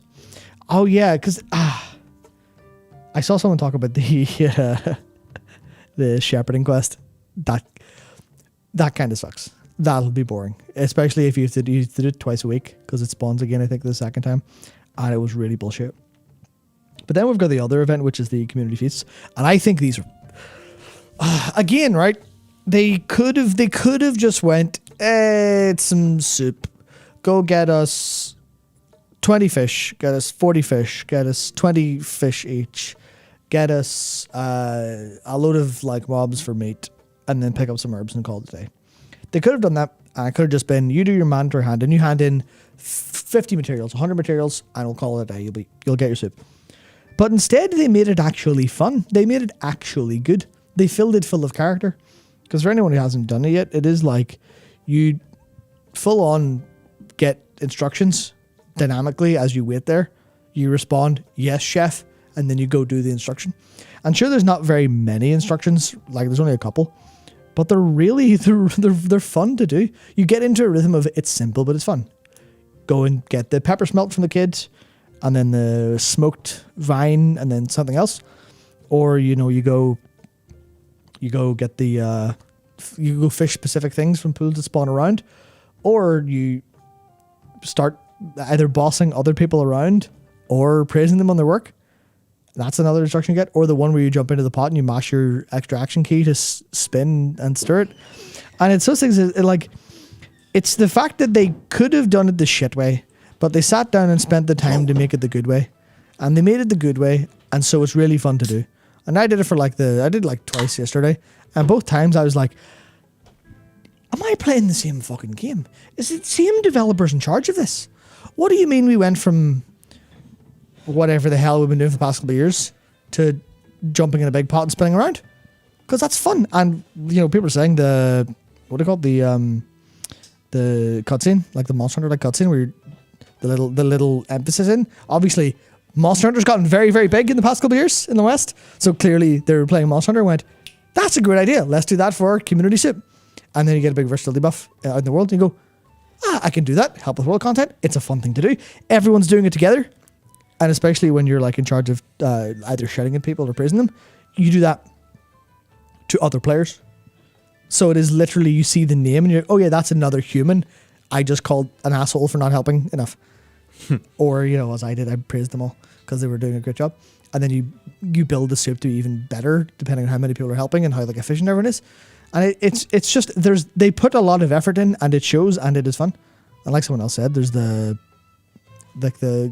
May Iron Paw, I think her name is, or May, I think. But the Half-Hill Master of the Pot lady is there. Yeah. And like, of course, because it's a big pot. Fuck. Obviously, that's a good thing. That's a good part. They've completely knocked out of the park with the community events. If they can add more in patches, either in the Dragon Isles or add more content in, like say more enemies for the Grand Hunt, or add whenever, if we're getting a patch zone, add it in there, then fuck. Yeah. It's like, we've so long been saying, hey, can we get a bit of Guild Wars 2 in the world? Can we get a bit of, other stuff in the world? And we're getting that, but also we're getting it with their flavor. Yeah, which is exactly. Definitely what's good. Exactly. And like the phrase that I came into was like, what is this? This is so different to where we've been for the past few years. Yeah. And it's very bizarre. It's so reinvigorating. Mm-hmm. Like, I mean, not just reinvigorating as a WoW, just somebody logging in to play the game, mm-hmm. but I would say personally reinvigorating. Mm. And I mean, for whatever reason, if you're super deeply invested in World of Warcraft, and you have been for a long time, I mean, for me, it is half of my existence, in terms of years, right? But it's actually more than that, because, was I having any profound thoughts at age 10? No. So it's actually for basically the entirety of my, thinking existence as a more actualized individual has been in and around this particular IP, which is fucking loony shit when you think about it, isn't it? Right? It's kind of madness. But, that does mean that it's not just like, oh, WoW's bad, that's a shame. It's kind of oddly existential and gnawing away at your foundations. Not to say that it's like, oh, this is the foundation of my identity. It's not. But you know what I mean, right? Like, if you're kind of deeply in the thing and then it goes really bad. I suppose in the same way, if Nintendo somehow managed to do a new Smash, ruin Smash, and ban all the other Smashes from being played, and then somebody who's been playing Smash since I guess the first one in the Nintendo 64, they'd be like, what have you done? You've ruined half my existence. Why? Yeah, Nintendo would never do anything to ruin Smash. No, they're a great company. They always know everything perfectly. Panda Global. Smash World Tour cancelled. Fuck it, darn. Woohoo! Yeah. But you know what I mean? It's genuinely reinvigorating, mm-hmm. in a way that extends, I suppose, beyond just the second to second. Oh, I'm playing the game and it's fun. Yeah, there's it's. I don't really know how to describe this. It very much feels like Blizzard themselves are reinvigorated in a bunch of ways. Obviously, people clown Overwatch 2 for good reason. But it's at least over in the World of Warcraft team, it seems like they've all done something they should be unequivocally proud of. Yeah, thank fuck we are pegged as a premium game. And it's actually good. content, good artistry in it that makes players feel a certain way. It's substantially better than here's some shit for people to fucking waste their lives on while they funnel money into your company. It very much feels like I have an experience, have like not necessarily a life affirming one, but a one that's like you're going to do these quests, you're going to fucking think about or at least feel what these characters are feeling, and that should, as stories are supposed to, reflect on you as an individual, or at least be a seed planted in who you are.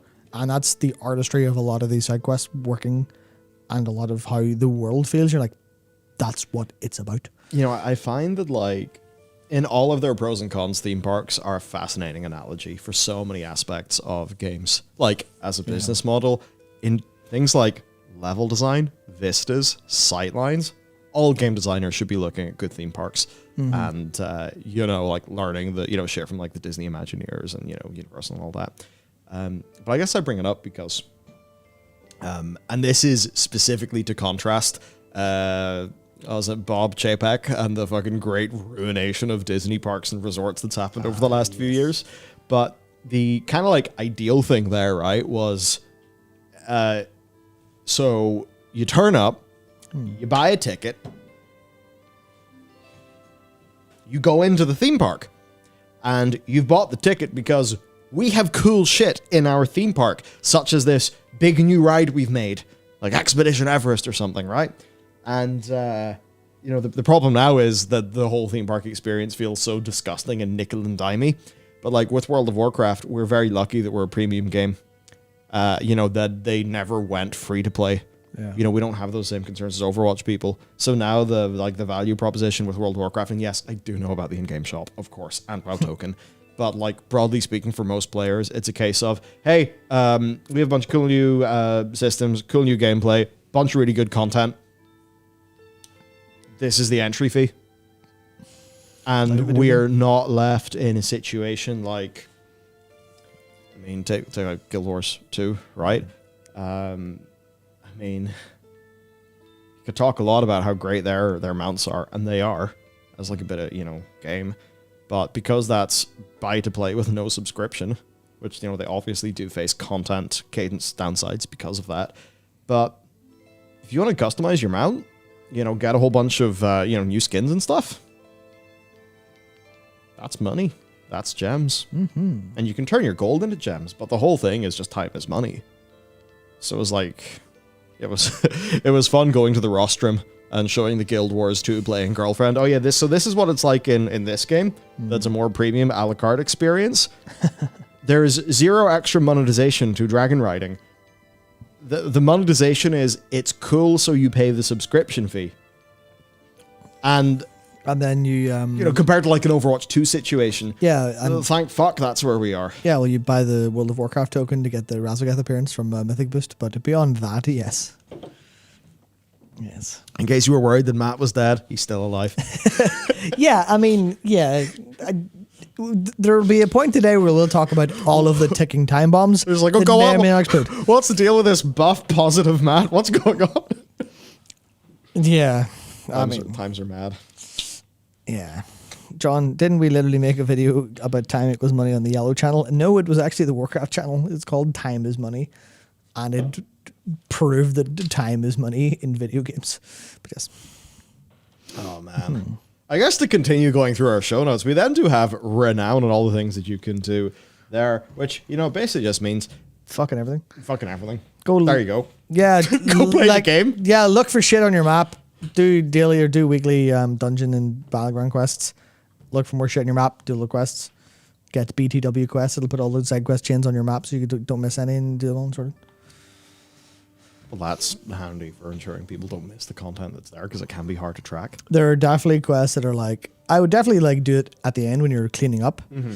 But it is like, because obviously you can just look at where the flight masters are, and that's where most of the quests are. But definitely a couple in like little off spaces that you might want to find if you're looking to do the content. So, to move on to the next thing that's in our doc, and something that really I found myself just glowing about in day one, professions.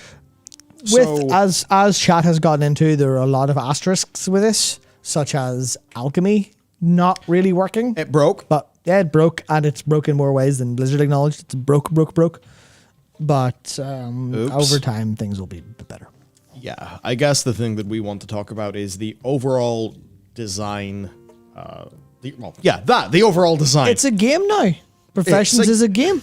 That's what they may as well call this. World of Warcraft. It's a game now. Yeah, World of Warcraft. Our game designers realized they were game designers and designed a game. Yeah, that's it. So, okay, I'll cover quickly like my experience with it first. I went for skinning because I knew I'd be killing things that had skin and I may as well right click on them. And tailoring because my character's a priest. And I thought, okay, well, I'll get cloth from humanoids. I will make some gear for myself. Okay, how did that basically go? Well, skinning was satisfying. There are definitely, there's a lot more depth. There's the whole refining of your resources that you can do. I'll have to work out what the economics of all those things are, but it basically does feel better. Obviously, where the most good is happening is in the crafting professions, and that's where I found I've very rapidly been able to make these patterns at a higher quality level, which immediately gives me higher item level gear I can equip in my character. Oh, and all of these bits of crafted gear that, I'm getting just from killing mobs. Right, because it's cloth. In the same way that if you're a blacksmith, you'd probably take mining and probably run across some nodes. Hopefully, there's not that many. Okay, interesting. Yeah. I was like, I'm upgrading my character's gear, and you obviously could have been doing that sort of thing before, but the minutia of it just means it actually makes sense to do. You've got all the first time craft bonuses. Those feel good.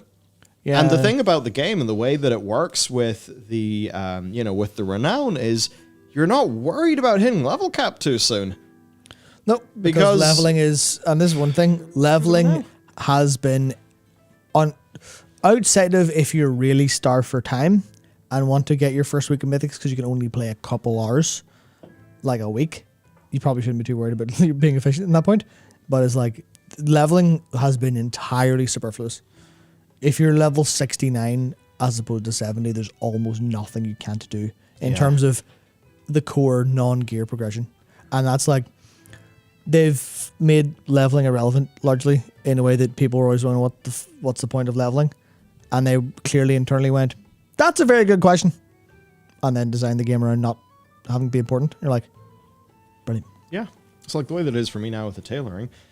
But, I'm doing on more of a casual basis, but, I'm moving into my specialization. So right now it's outerwear.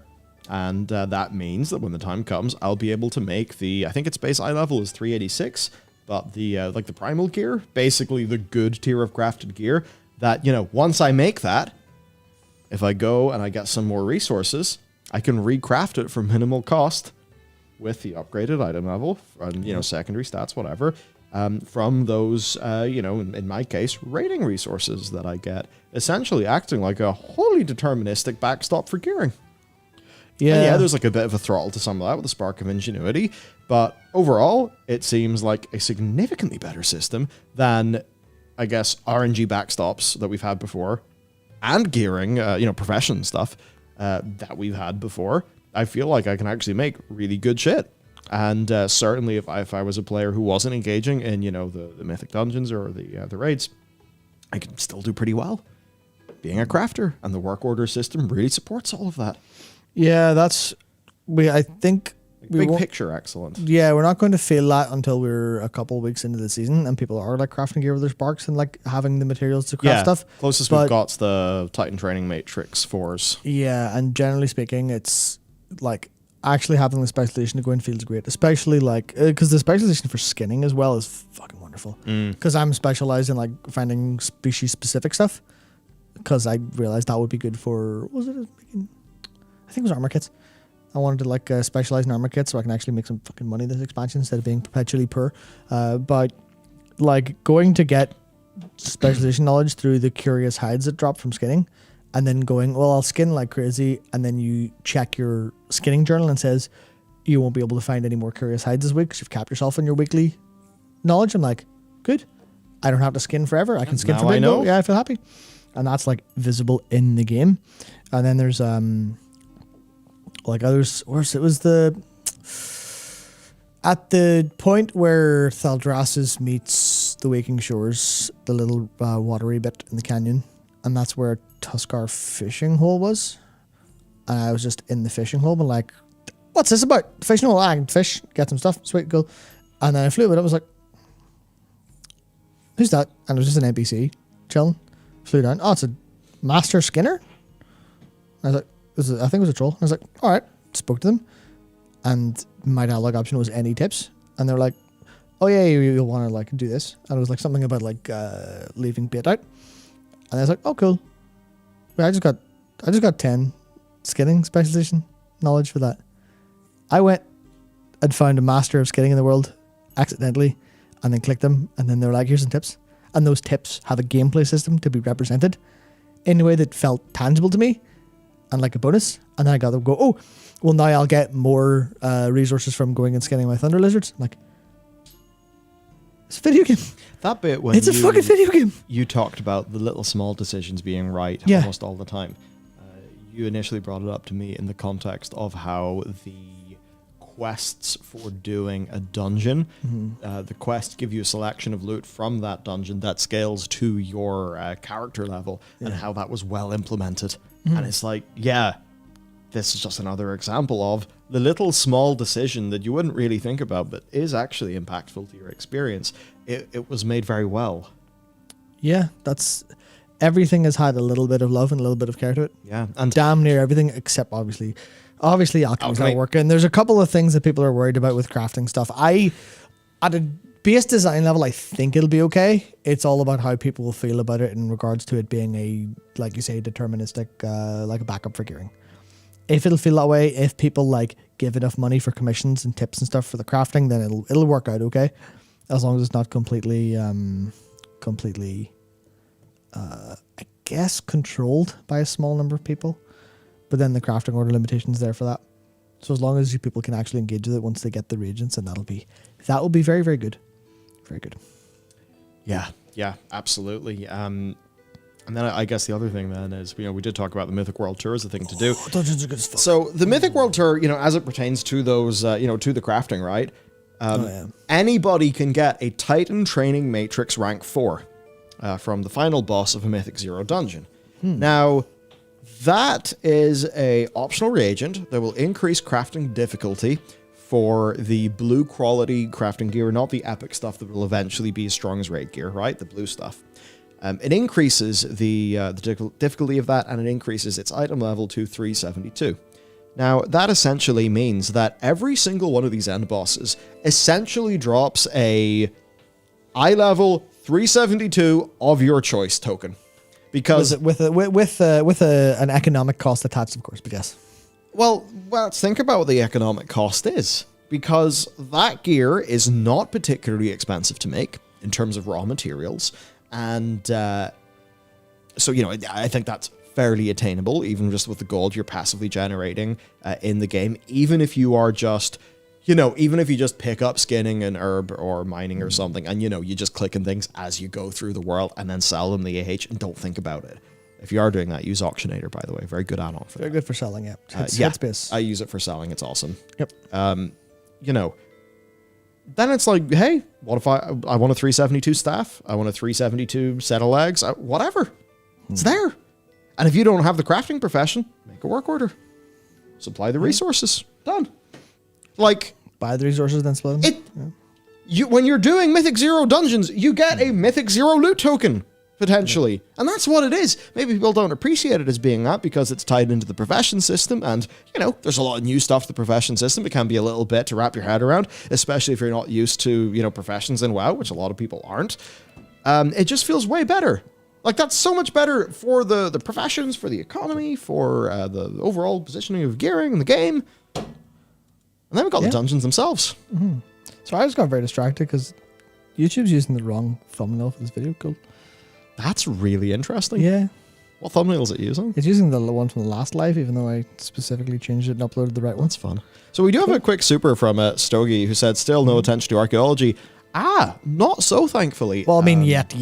Right now. So there is attention from the developers in what they have said publicly. So They've said that we can expect something on that front, and given the context of that statement, it very much sounded to me like one of the patches for this expansion will have archaeology. And in the past, Blizzard had said that they would like to do archaeology as a update in this expansion, and they also said that if archaeology does come back to the game, that it will not be in the form that it had before. So to be honest, for me, that is all just music to my ears. Perhaps through the A plot, we maybe learn something new, about the Titans, about what, the sort of mythological backdrop of the world is. And maybe that could come along with the Dragonscale expedition, being the way that we are introduced to a new archaeology system in the game. Makes sense. That would make sense. That's obviously not super hard confirmed. They basically said it in an interview. So, I'm totally with you. I would like more with archaeology. I think archaeology, and that sort of, if you were to have a scale or something of like potential to current execution, archaeology is like not good in execution, off the charts in terms of potential. Seriously, for like an MMO with a big rich world. So yeah, I really hope we do get that with archaeology, and I would be surprised and disappointed if we didn't, based on how they've talked about it thus far. Absolutely. Same with like all the secondaries at the minute, because you look at how all the crafting ones go. Why is this not for fishing and cooking? And the only answer is they haven't had time yet. And they go, well, that means either some point in this expansion or next expansion, you'll see cooking with the same specializations and stuff as leatherworking and all the crafting stuff. Yeah. And you go, well, that sounds fucking great. I'll have that, please. I think mostly with fishing, it's just like that as a skinner, you can make different lures, I guess. Isn't that what it is? No, those are just specific bait for you drop them on the ground and bring big monsters in. So I'm really... I didn't really look into that. I assumed it was just... Okay, so it was just straight up bait off for fishing. Yeah, it's fishing. Fishing has fishing nets now from the Iskara Tuskar, where you can put a net down and automatically get fish. And there are a couple other different things of you go into a fishing hole and the holes, you capture, basically you restock the holes through going and picking up fish and then flying over with your mount and throwing them back in. And you can, whenever you fish stuff up, you can turn it back in to fill it up. And you can basically like fish like crazy to get ominous conches, which you can use to summon a lunker, which you can spear with the Iskar stuff. So there's some stuff of that there, but that is with, apparently there are fishing lures too. I didn't see that, so okay. So we're both right. And also both Yay! wrong. Wonderful. Yeah, so there's some extra fishing stuff that's just not baked into the actual thing itself, which is cool because I was recently looking going, I need to go get the underlight angler. And then I realized how much fishing I had to do and went, with downtime and Dragonflight, I'll do that. I won't do it. No, fuck that. So dungeons, I suppose. Look, I've only done 2 dungeons: Anglar Academy and the Azure Vault. I really enjoyed both of them. Fucking great. When I was going through the Academy, I just kind of thought to myself, "Oh, this is I really like this framing. This is really fun." Yeah. Choosing my buff at the start. I liked the bosses. I kept on getting myself tossed off cliffs because I'm stupid. Then going into the Azure Vault, like, fuck, man, scale. Mm-hmm. Simple, solid bosses. Yeah, the magic ring, RNG buffs and stuff. Yeah, and hey, it looks a bit like the Nexus, so there's a little bit of me that's like, I did that with Jared and Matt in our Wrath Classic night. That was fun. Tickles my pickle from back in the day. Okay, Azure Vault, sweet. So you've obviously done more than me. Yeah, the only 3 I haven't done on Mythic yet, I'll probably do those tomorrow, are Brackenhide, Halls of Infusion, and Neltharis.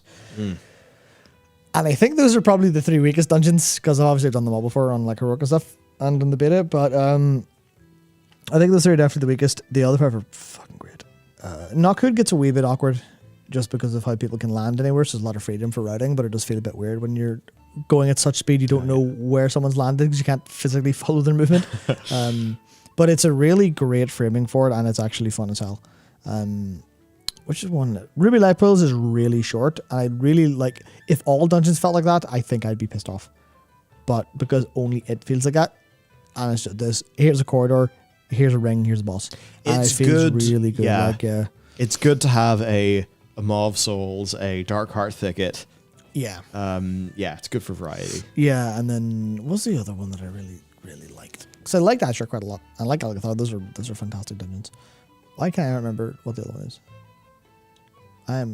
Sleep Deprivation, I Sleep think. Deprivation is exactly it. We did serve as the night crew last night. Oh, yeah, literally like finishing videos up at like 3 in the morning because we're fucking idiots. So, yeah, the way that today worked was interesting. Because there's a video, you had it done at like 2:30 or whatever. At that point, I'm like, okay, sorry, honey, I'm going back to work. See you later.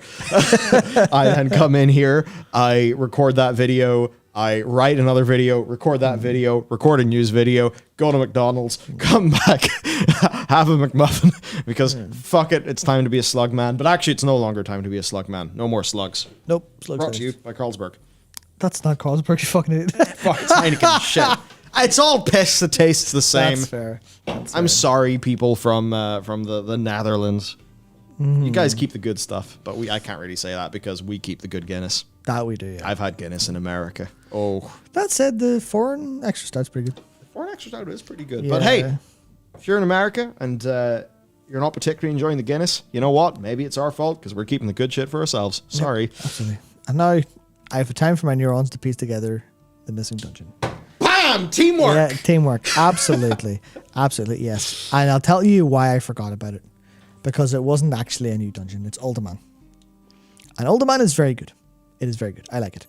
The part of it I don't like is, and this is something World of Warcraft will have to contend with. Oh, you're going to all these dungeons. All right, well, go to Hearth to Valdrakken, or, if you're close enough, skyward ascent your way up and fly down real nice. Oh, you're going to Uldaman, are you? Take the portal to Stormwind and then use your old mount to fly straight there. And you're like, this game was really good. Why am I back to this fucking AFK no clip shit?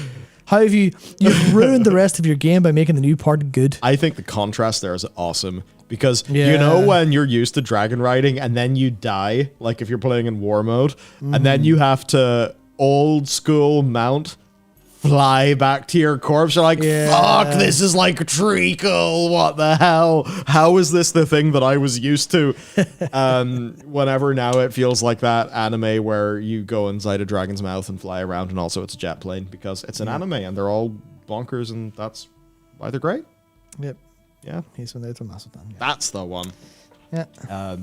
So from Stoji, also, I hope when Mythic Plus comes out, I hope it doesn't ruin crafted gear like every other expansion since WoD. It'd be nice to sport farmed, like, built gear. So that's actually where really good news does continue in a way. So the primal gear, I believe you can make the basic primal gear like yourself without needing too much extra resources. But that crafted gear, the purple crafted gear that, you have to specialize into. When you are doing mythic dungeons, you will be getting resources that are required to remake that crafted gear at a higher item level. So they've actually designed it such that that purple crafted gear, depending on the difficulty of the content that you're doing, that can be crafted all the way up to mythic raid item level.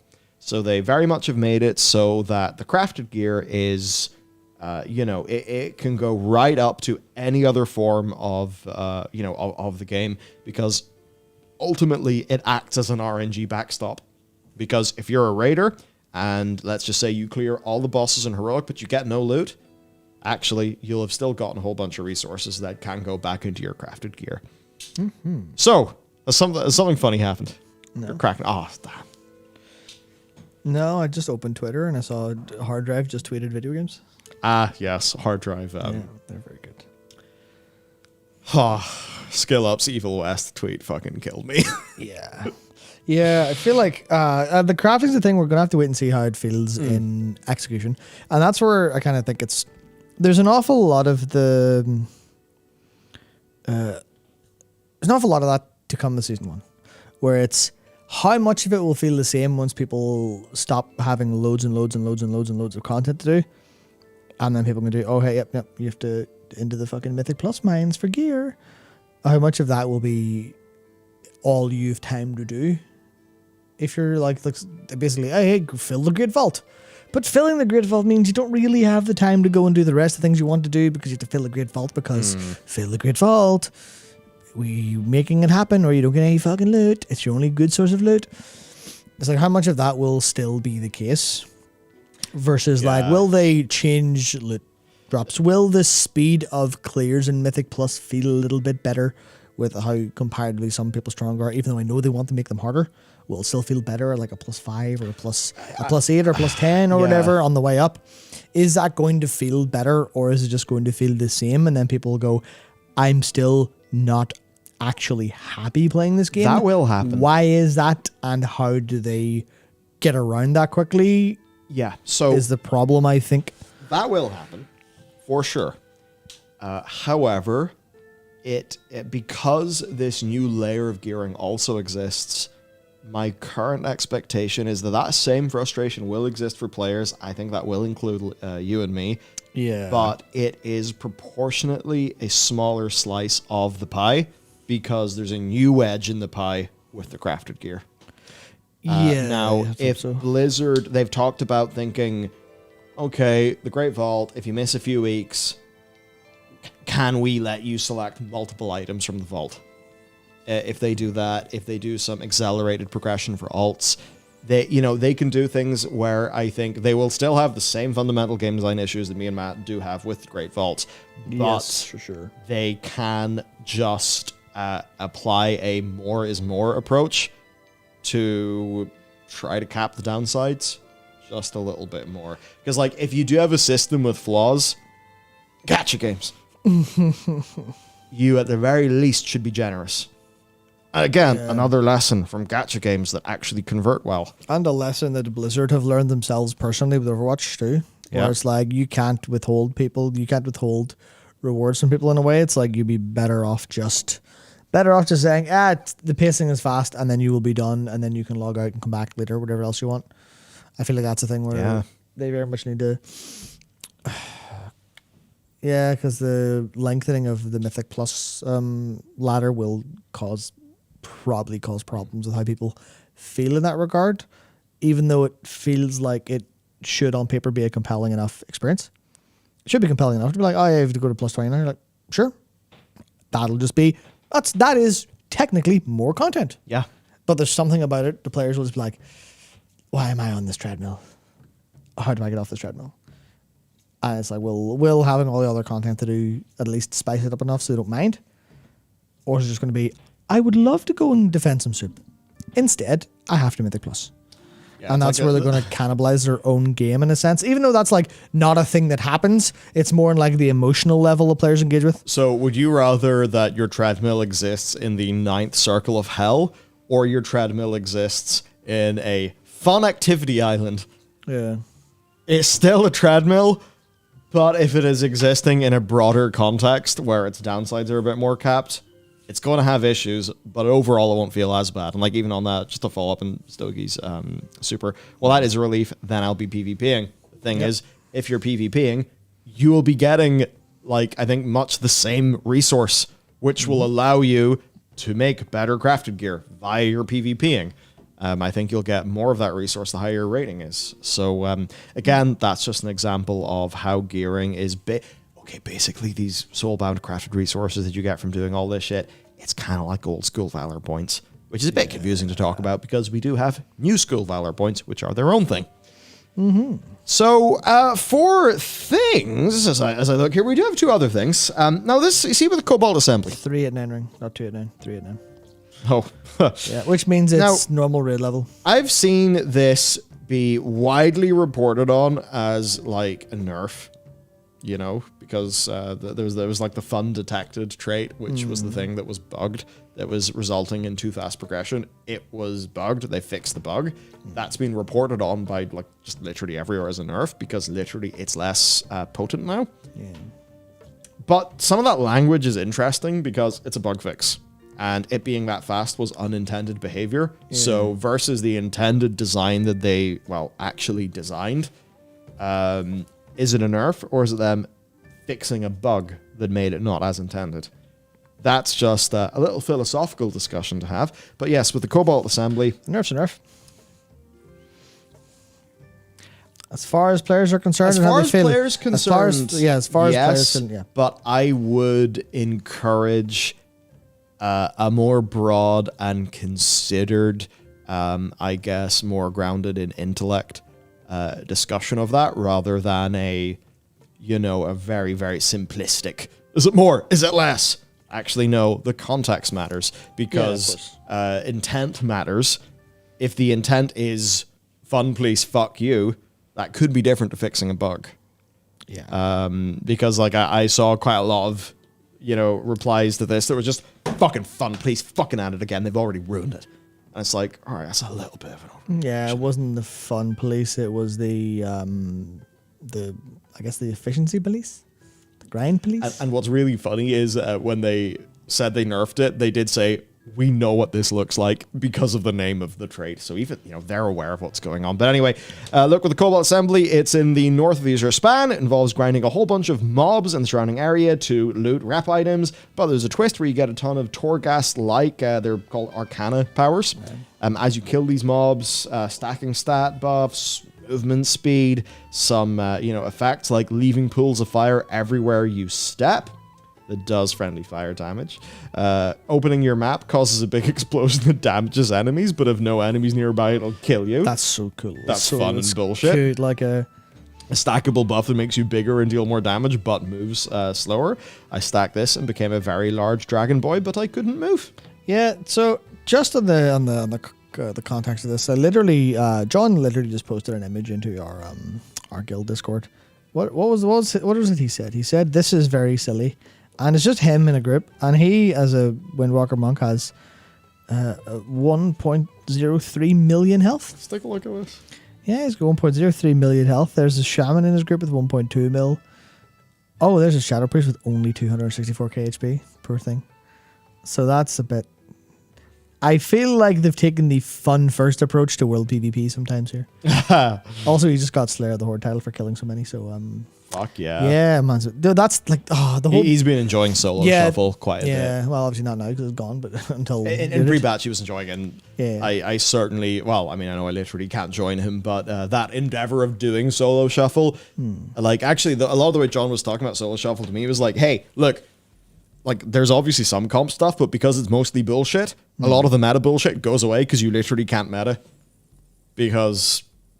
you all get thrown into the random machine, which seems to strip away some of the frustrations, I guess, that can arise when it's like you just kind of want to casually engage with the thing, but you kind of can't because you actually need a meta setup with a bunch of other people, whereas this is just, hey, it's you and your character. Now, that said, there will be differences in win rate between specs because of relative balance. Yes, that'll still be a thing, but a lot of potential in solo shuffle. Yeah, for sure. But the world PvP, like, they might have put the stuff that made it to be kind of fun. It feels a little bit like Legion again, where you're just kind of pissing about and wrecking people in the world. Like, do you remember the Legion PvP world quest near the big statue in Stormheim where you could jump in the animals? Yep. And fucking boot people off the cliff? Yeah, literally just craziness incarnate to have fun with it. And people are like, fucking right, I will. But then obviously you've got the bloody token gear, which is 366, which is better than normal gear.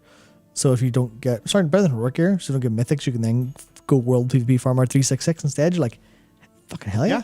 And that gets you a little pocket PvP set as well. And the Drakthir character who runs all of the PvP is fun. Indeed. I like the things that she says. They are fun. There's also, here's something I didn't know about. The Trial of the Elements.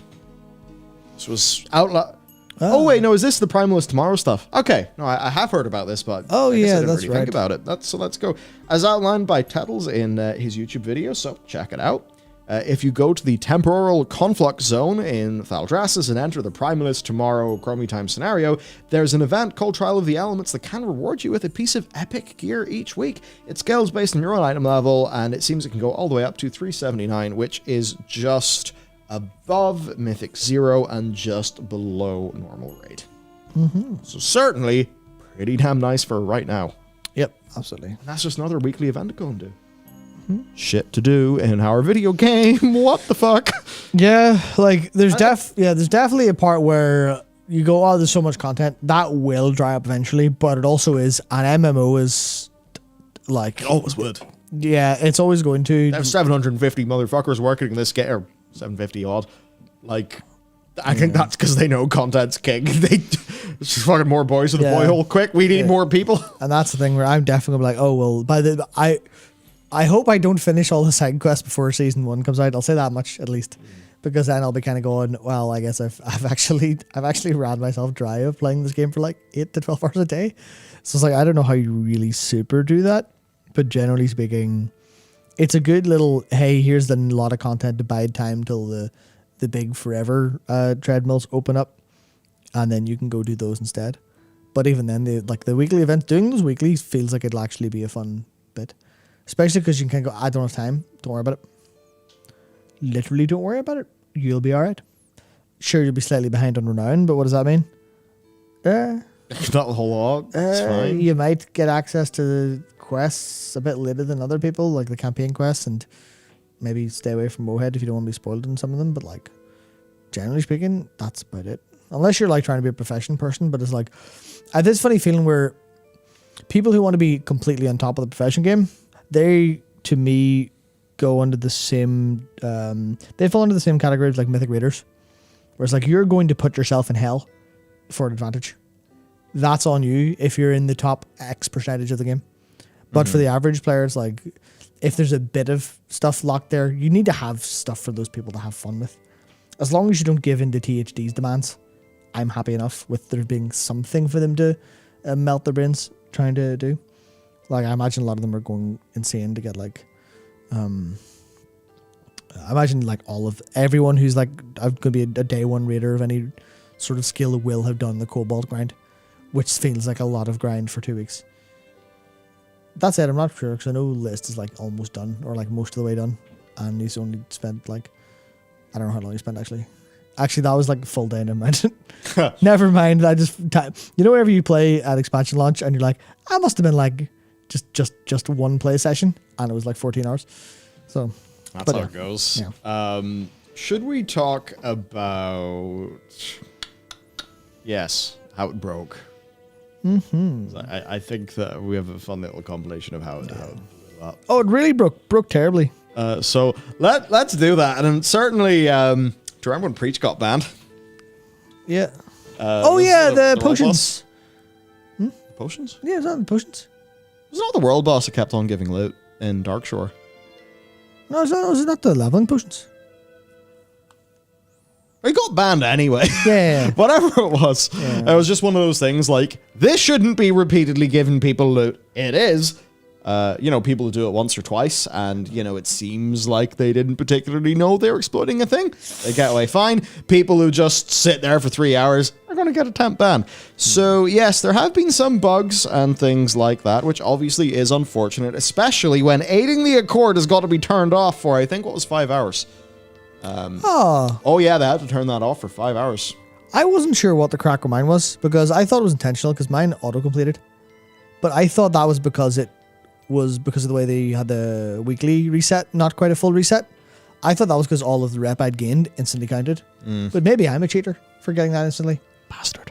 Which was actually Naughty, Matt. That completing instantly would have actually been a nerf to me, because because I got a weapon in the box, that's 363. If I had done that, like, say, today, or say, next Monday, or Tuesday, even, because resets on Wednesday, I would probably get like a 370 weapon.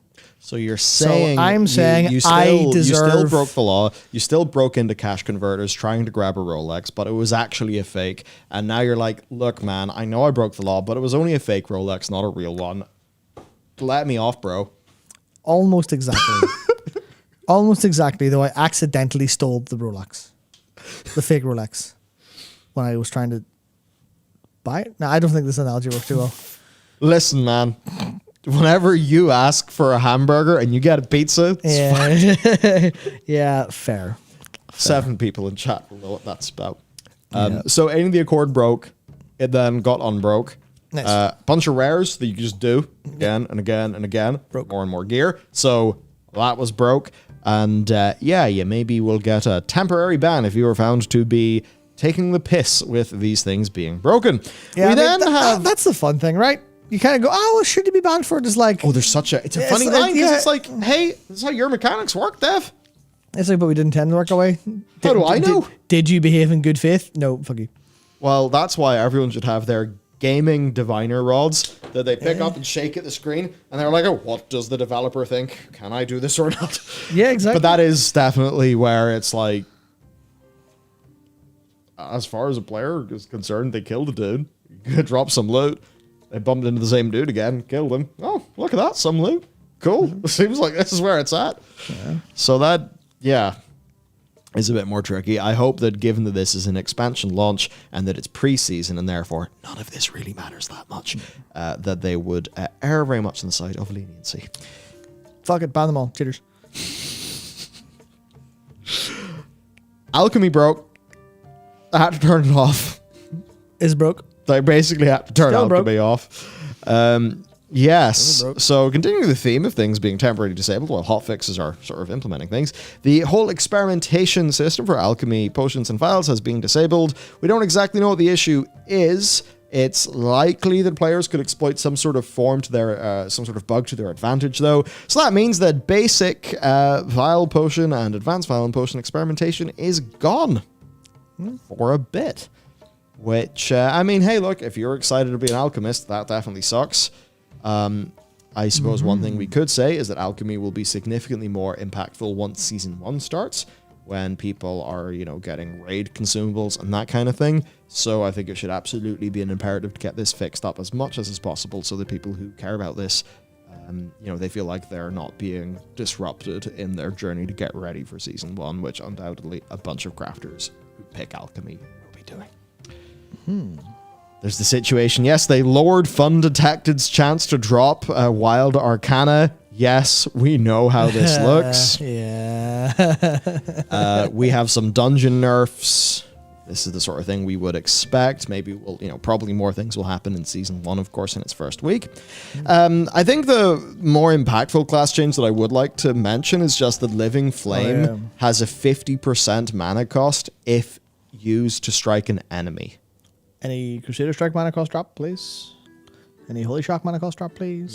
So it's the sort of thing that it does make sense because they want a Preservation Evoker to be able to use Living Flame to attack dudes, but they're also still have to have mana to heal. Yeah, so, because it's the same spell, it targets both.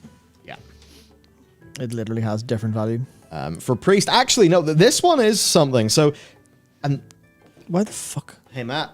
That's me. Bonus segment! Hello. Are you ready for a bonus segment, folks? I don't like bonuses. They're scary. Tough shit. We have Titan Forged a new segment. Oh no. The following priest spells have been added to the personal resource display. Yes, the PRD.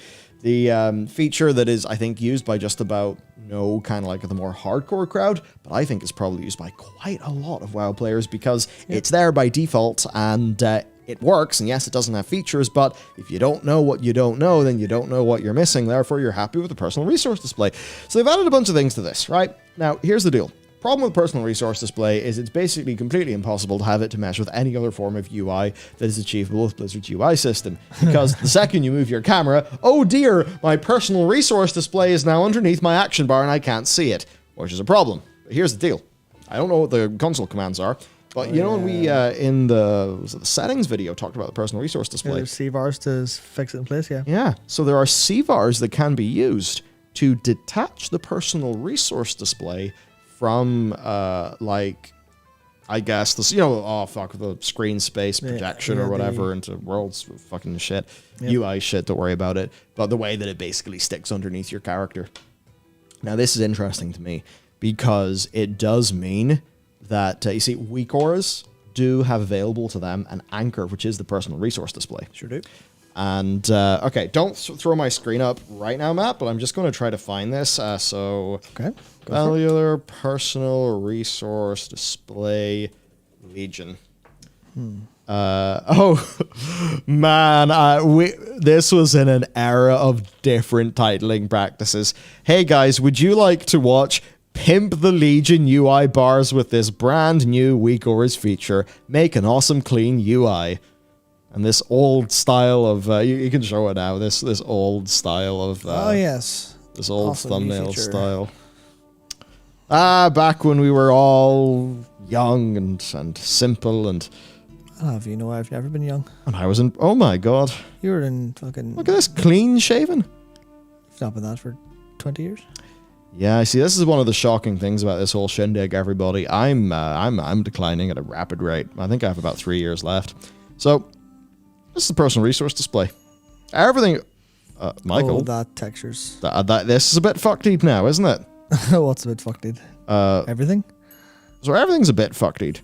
So let's try to find a bit of the video that's not shit by scrolling around this shit to not shit bar. So basically the deal here is, hello Michael, could you please move your camera? So here's what I did, right? I slapped all this on top of Blizzard's personal resource display. Yeah. All this jizz here. Okay, I said jizz. Don't really know why I did. I was just thinking, yeah, that's the term you want to use. Cool visual embellishments are now referred to as jizz, apparently. So all of this jizz was slapped on top of the personal resource display. And then you see all this. This is all anchored to the personal resource display. And that kind of meant... That vertical down swipe during the GCD makes me want to fucking rage. Where's that? You press the button, see the vertical swipe down the right. Where do I move my mouse? Oh yeah, that was my GC. That is how I chose to display my GCD. Yeah, that's disgusting. I was young and stupid, but yeah. I think that there was at least some form of little point to this. That basically you were able... This is like a super augmented personal resource display. You know, imagine if Blizzard's UI bars could be attached to the personal resource display or something. Now, this stuff here, this isn't. This is just normal bars. It's just like this stuff over here that I'm circling my mouse around. But I guess my point now is, if Blizzard are feeling willing... What the fuck is happening to...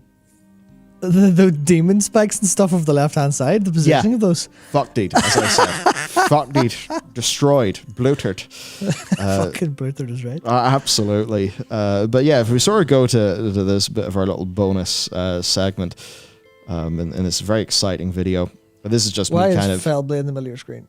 I just placed it there so I could move it and sort of demo to people. Look at how these are moving relative to each other. But basically, the point is, hey Blizzard, there are CVARs that make this personal resource display that comes default in your UI be something that could actually mesh with your new UI system.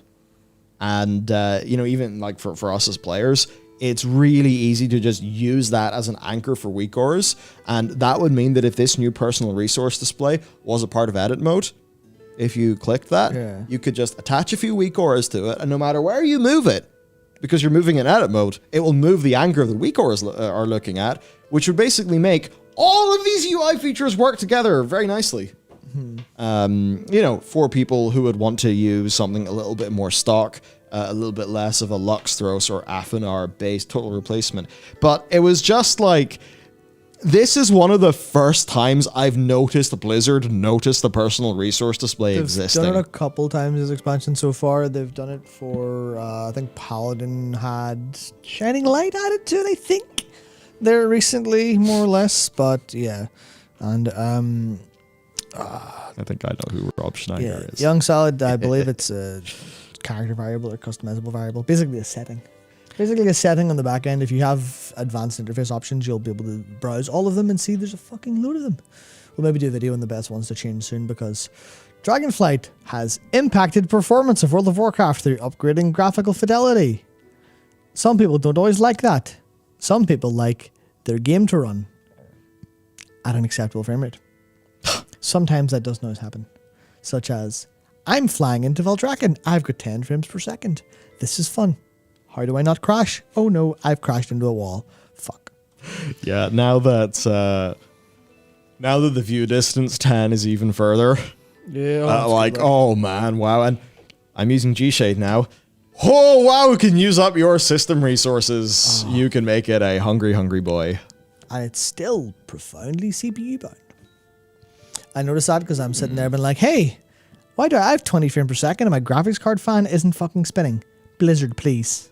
Please do something with this. Yeah, if you want to find those commands, just install advanced interface options. What I would say, though, is if you're fooling around with the CVARs, it could be a bit of a nightmare. It's, in many cases, stuff that are, it's just not intended that should be exposed to you. So, I guess, here be dragons. Disclaimer, you could fuck it up. Okay, right. Bonus segment done. What else? Shadowlands era cantrip item effects disabled. Good. Yeah. Goodbye, Shadowlands. We don't want to think about you anymore.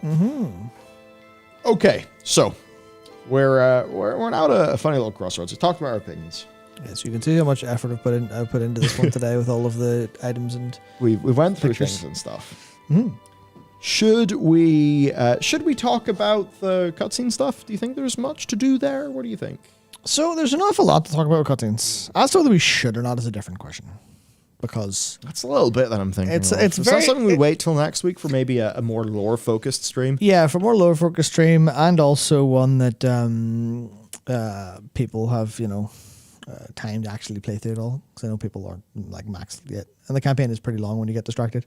I know it's like Nikki isn't even finished, maybe he is, but like it would be good to get some more stuff, and maybe we'll even see the first wave of renowned stuff, and then we can really talk about that very, very heavily, because there's a lot to it, and there is a fucking profound amount of praise we have for it, which all compiles into the whole.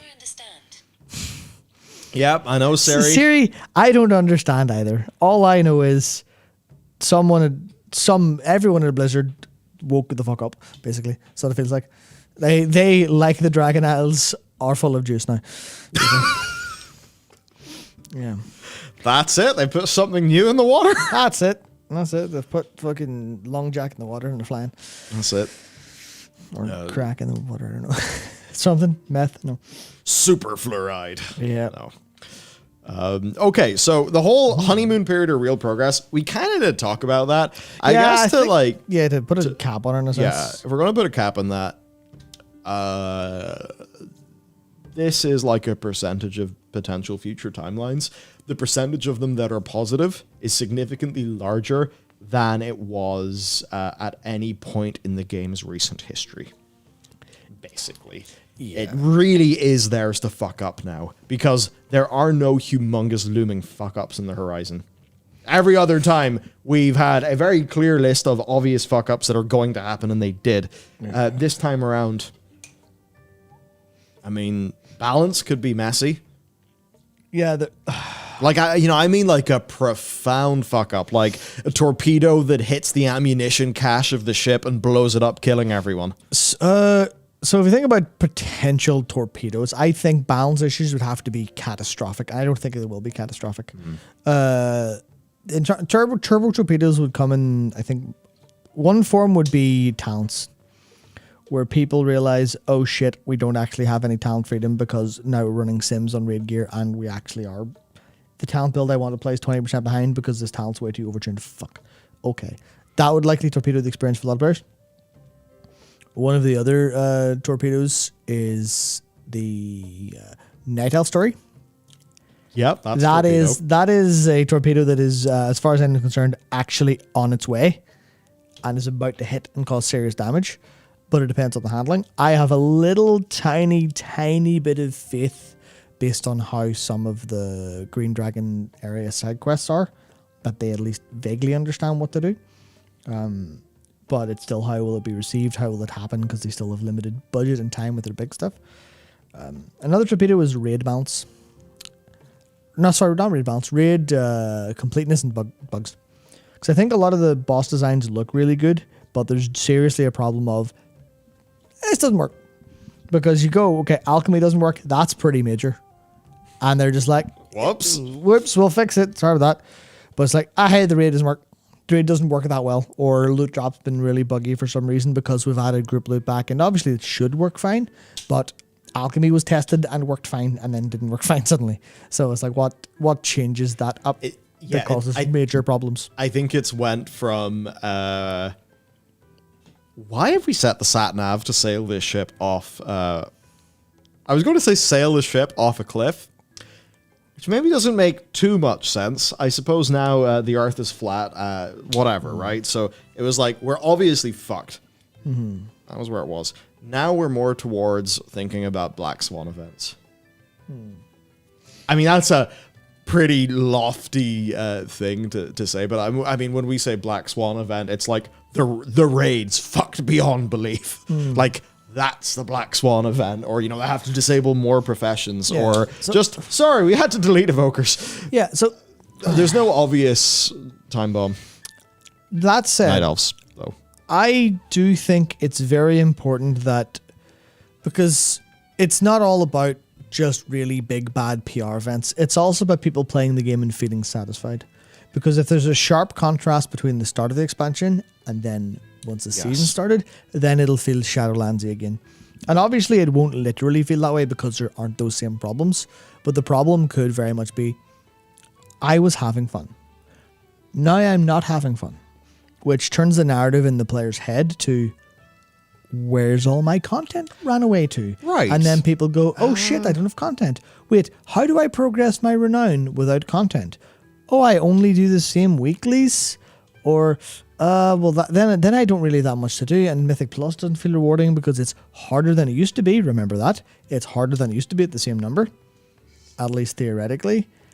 And the raid could also maybe be broken a little bit, and maybe crafters don't quite have the resources to do stuff. Maybe the first wave of crafting gear is way too expensive because of how resources are, and some of that with resources being global should keep the prices down. I've noticed it's not bad, but at the same time, if you need a rare resource and you're like, oh, my deterministic gear, I can't wait to have my deterministic gear with my Spark of Incha. How fucking much are you asking for that? Holy sweet Jesus, I'll never afford that. Oh, has Blizzard made this crafting system so people will buy WoW tokens to get their deterministic gear? And then if it does happen, will Blizzard be enough to go, fuck it, get the drop rates up to get that down? Will they be willing to do that, make that change of finally tune the economy so it doesn't feel like you went, why fuck's this game pay to win all of a sudden? And those are like the very small problems that could snowball. And that's all about the execution of, do the numbers work in this video game? Yeah. Across both like major regions, do the numbers work as intended? Because that's the stuff you can't really test. That's the stuff that goes, here's the live data, and they're probably all sitting looking going, is this going to work? Fuck. For an example of that, right, I actually think Destiny is something we can talk about just a little bit. So Destiny 1, obviously, big fuck at the start. Taken King comes out. Destiny 1's live team ends up getting that game in a really good position, to the point where by the end of the cycle of Destiny 1, its players are, generally speaking, really happy with the overarching design, and they're having a good time. Now, it kind of transpired that Destiny essentially had a live team and a, like, working on the next big thing team. And it seemed that those teams didn't really talk to each other that much, because Destiny 2 took a lot of the very sensible things of Destiny 1 and it threw them out the window. And I bring that up because a similar thing could happen in reverse. A situation where Blizzard's like, oh, okay, great. Dragonflight is good and stable. We are going to big invest time into 11.0 and, you know, patches. This smaller amount of people will do those. And maybe the patches end up, I mean, as an example, right? If we have a patch that's just like, hey, it's Corthia Mortis. We were going like, oh no. It felt big and expansive, now it feels small and bad. So what I would essentially say is just, it's theirs to lose. If their patch content can continue to sort of like celebrate the wins of what we've got right now, that'll be really good. I think it's the sort of thing, when the going's good, get going, right? It's like the going's good. That means you need to, while still obviously keeping 11.0 in mind, you need to keep this going. It's not a situation of, okay, you know, bam, job done. We've rehabilitated Rao's image, and now we can rest on our laurels.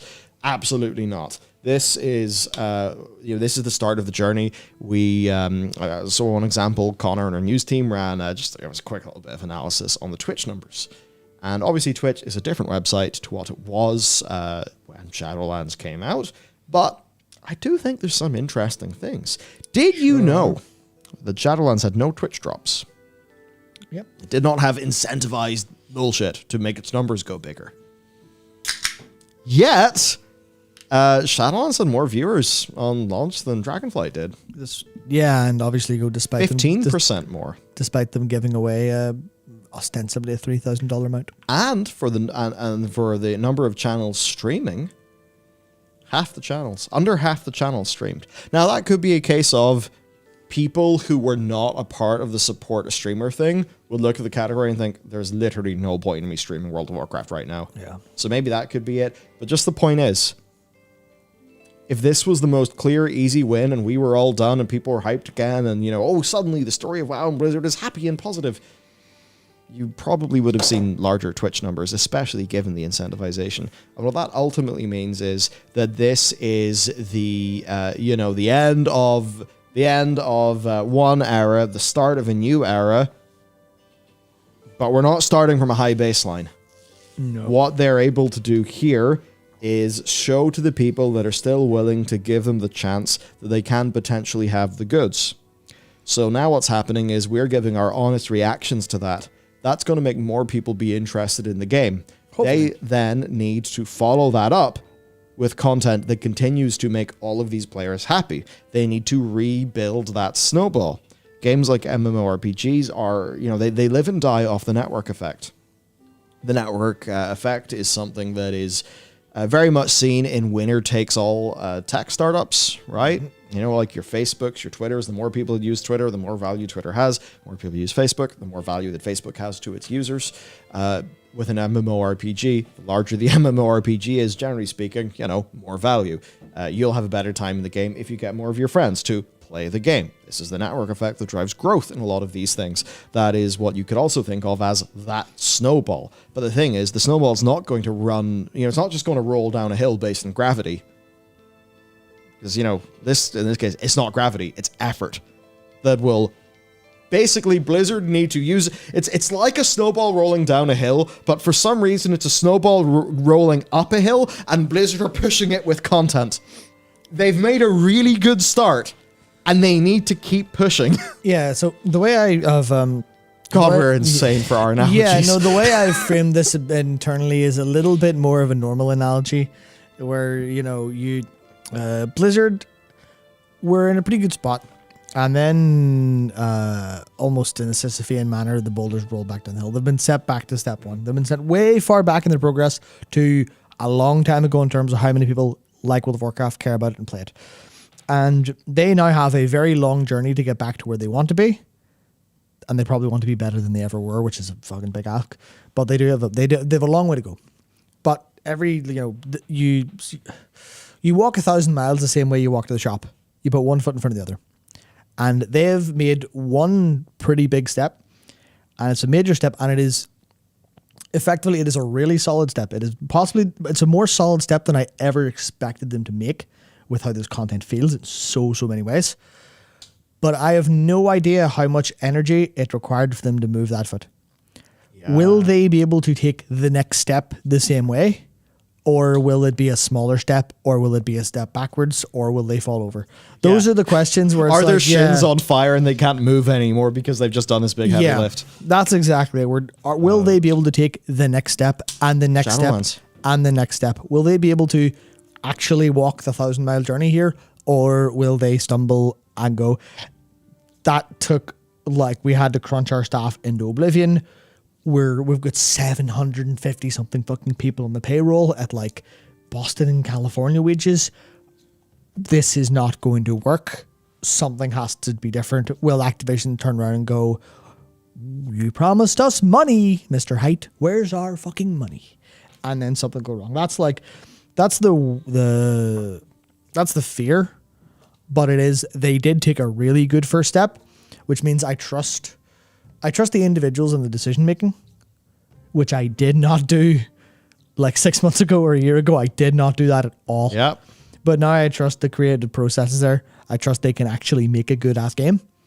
It's just whether they are physically capable of continuing to do that at the speed that the modern live service world actually asks for. Will we get a an extra quarter or an extra half of the Dragon Isles in another zone by April? Or will we get a patch that's like, here's something maybe? I guess what I think about there is the broader organizational context of Activision Blizzard, which is one of, oh dear, Destiny 2 is eating up resources at high noon and some of our other support studios. Fuck, we better get rid of Destiny because we need to redouble those in Call of Duty. Then a sudden case of, fuck, there are not enough developers on this in this company to make all of the Call of Duty that we want to make. You then look at Overwatch 1 and it's a big, colossal fuck up. You look at how D3 loses ground to PoE, right? You look at like all of these things. Now what do we see? We look at Overwatch 2. They have clearly made an investment in their, in their content pipeline, right? Season 2 is just about to come out. It's got a new event, like a new PvE event. It has a new hero. It has a new map. That's quite a lot of stuff. It still is, fucked up the wazoo in terms of its rewards for what Overwatch players would expect. But clearly there is an expectation of content there. Every time they have talked about Diablo 4, they have talked about like the marathon pace of seasonal content. We look at the stuff with World of Warcraft, and as you found out when you looked through the credits, 50% larger team. Big. You look at the other Activision studios, larger teams. You look at World of Warcraft, they could not get organic growth to be fast enough, which meant they had to rely on inorganic growth through mergers and acquisitions with Proletariat. Right? Now, part of that's because we're in a very tight wage market in the games industry, especially in California, a situation where you have a lot of very well-funded startups. You also have a lot of extremely well-funded incumbents. And, I think I've made this little suggestion a lot of times. Hey, if you want to get higher in the games industry, well, number one, it's actually pretty damn possible, it seems, these days. Number two, technical artists are fucking unicorns and we all want them. Yep. Hey, if you're a technical artist in the Northern Ireland, say hello. But they literally could not grow their team fast enough because of competition in the wage market, so they acquired another company. Hello, Riot. Which, definitely hello, Riot, when it comes to who's competing with, wages. From what I've heard as well, they are making significantly more competitive offers than they used to. So essentially, all of that seems to indicate that they know what they need to do, and the whole thing of like, you've shipped the thing, but you've damaged yourself in the process, and now you can't run the marathon. That in a way is also Shadowlands to a T. Whenever a game gets if a game gets delayed a year or 2 years. Like, if it's 2 years, that happens all the time, probably, and you never hear about it. If a game gets delayed 3 months, that is fucking hell. If a game gets delayed 6 months, it's probably hell. If a game gets delayed 1 year, if it's also a rescope and, like an Anthem-like situation of the game, or maybe how they tried to make Overwatch 2, because, from Overwatch 2, that was, from what we understand, kind of like turned around in a year when they realized, fuck, Overwatch will be dead and buried if we don't do something. You'll be fucked. So, like, the thing with Shadowlands, that was a 1 month delay to deliver an expansion that still had a load of issues. And then the amount of time that it took for fucking Korthia, of all things, to come out. Like, that was a case of, they burned all their fuel, and, like a salmon swimming up the river when it's not eating anymore, and, like, it's turned all horrible and red because it's, like, using its own, like, fat mass and muscle mass for energy to make it up the river so that it can have a shag and then die. Like, that's the analogy for what's kind of referred to in the industry as the Death March. Mm-hmm. Yeah. So have they death marched for this expansion? That's a lot of the question. Yeah, that's more or less what I meant when I was saying, like, how much energy did they use to take this first step? Will there be a second step, or will their legs explode? Or will there be dead salmon? Yeah. You know the episode of Futurama where, like, for a bit they're all salmons? I think they all die at the end. I don't remember that at all. That was a good episode of Futurama. Yeah, it's we can only hope, but it's a good honeymoon period, and in terms of a valuable enough product, in terms of go buy the game in a month of subs. It's fucking worth it. Like, there's another thing that I think I'd like to talk about as well when it comes to this, Yeah. and I think a better word for it, but it's what I'd almost call the developability of content, right? Ah, yes. So I think an easy example we can use is like a little bit of the current game right now, and even our stuff for Pale Beyond. So with Pale Beyond, we have we know our systems very clearly. We you know, in terms of like our resource balancing, our game mechanics, everything's obviously completely locked in and final. We know our full production, just like the way that everything works with all of the team. There are no unknown unknowns anymore. So that just means if we want to make a whole bunch of content, we can sit down, scope it, build it, done. And there will be different gradations of content there that will be harder to do, right? Like, you know, if something was completely aside from the story, well, it's like, yeah, we've made a game with these tools. We know exactly what we're doing. We can make this shit easily. There are no unknowns. There's nothing weird and confusing. It's fine. We can just do it. Well, with a game like Shadowlands, they actually run into a bunch of issues there because the big new things are so systemically driven that they're not production friendly.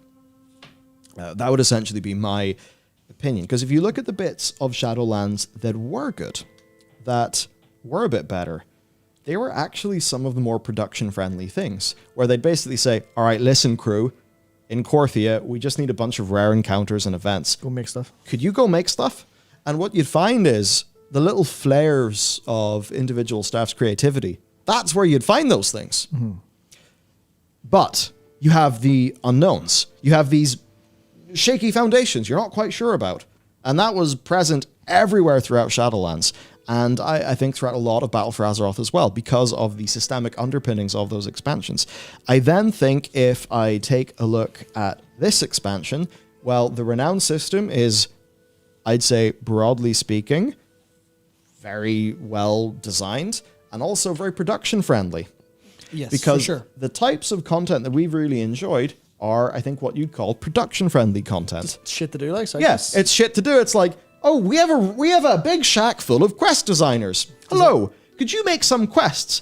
Because we, you know, our players, they want to fill up their renown bars, and we think you guys could tell some really nice stories, and our players could fill up their renown bars, and everyone's going to be happy enough. Yeah. Versus a situation of, so we're designing this really complex, multi-stage, multi-tiered, crazy complex, mad, crazy new build-around feature for this patch or this expansion.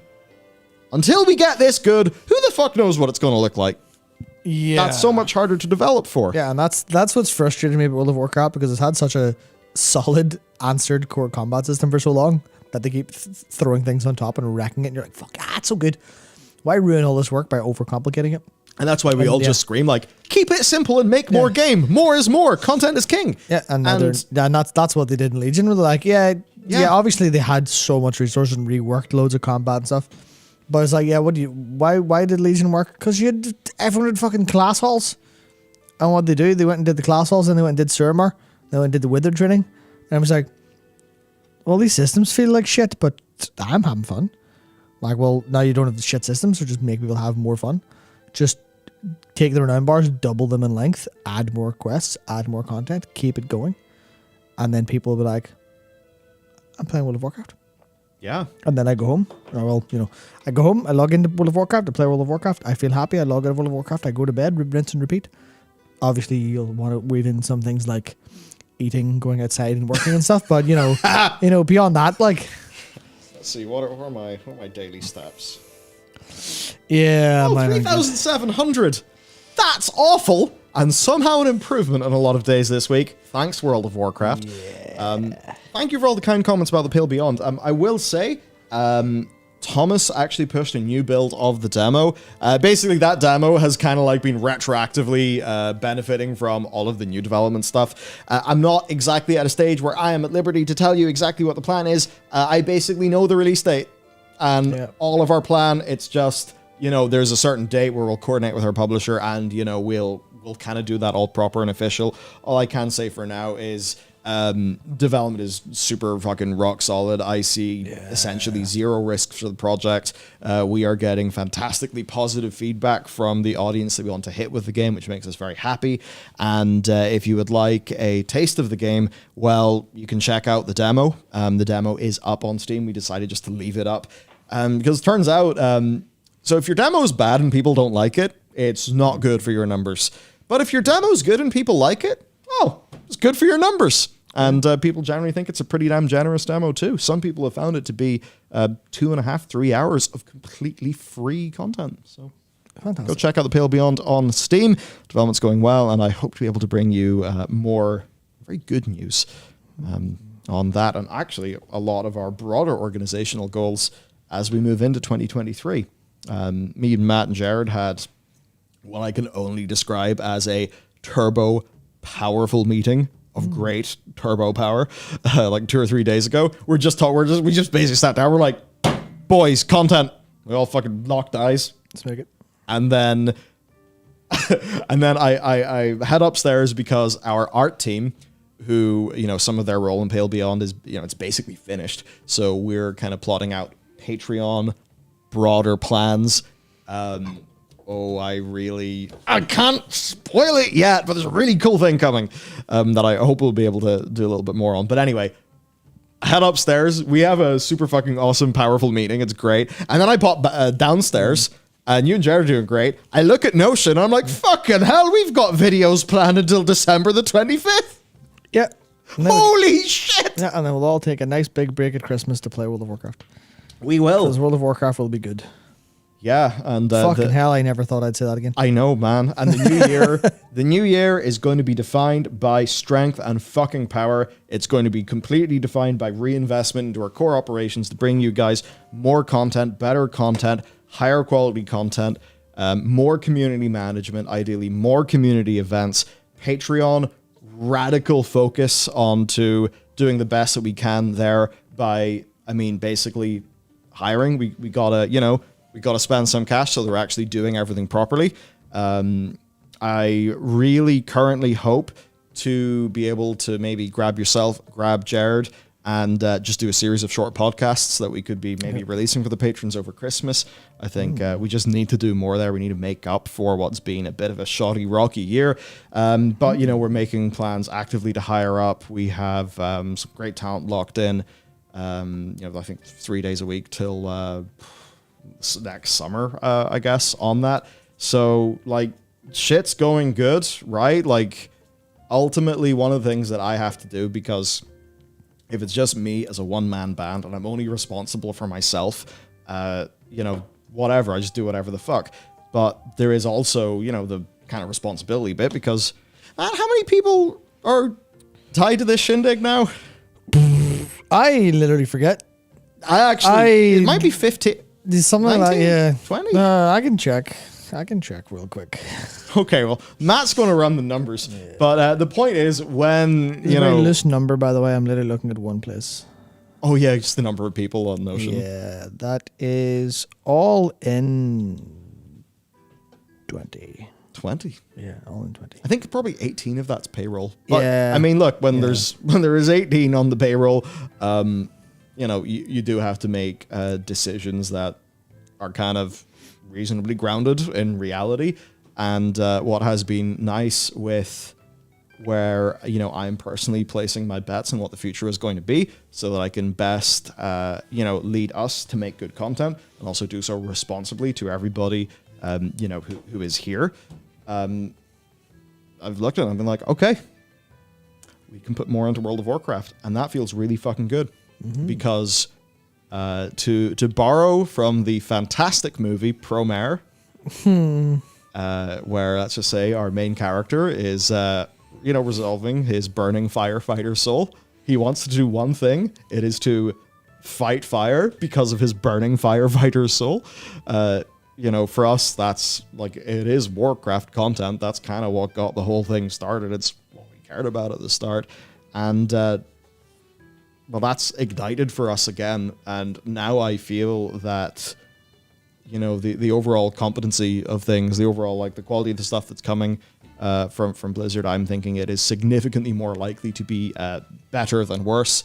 Therefore, I'm just like, you know what, fuck it.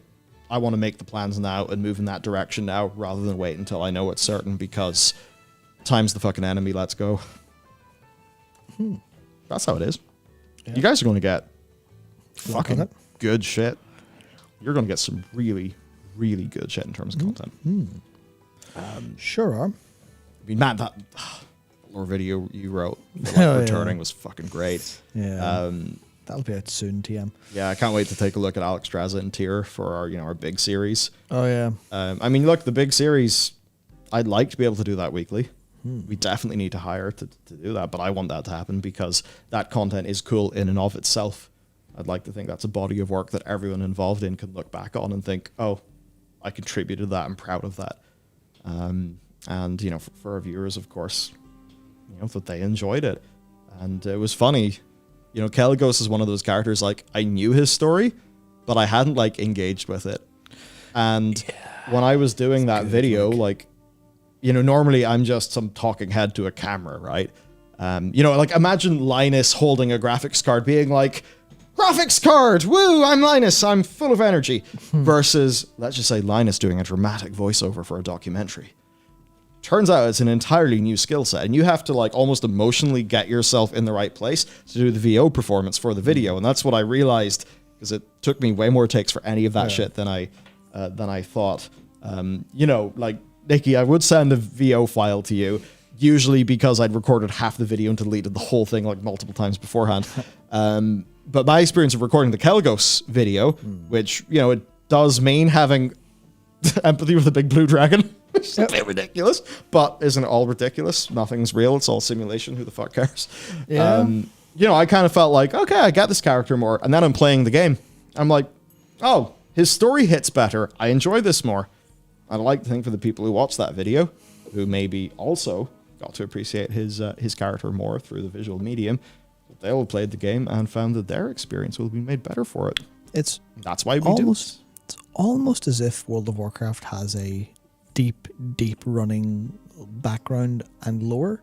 Yeah. For all of its major characters and everything in its world. It's almost as if there's like a couple 100,000 years of history there that Dragonflight's going to elaborate upon quite quickly, ideally. Yeah. Yeah, that just spams good shit. Hey, here's a Tuskar. Here's Kelagos. We'll tie these together. How the fuck did you do that? That was smart. Oh yeah, here's a funeral. You're like, oh my god, this is fucking beautiful. Beautiful.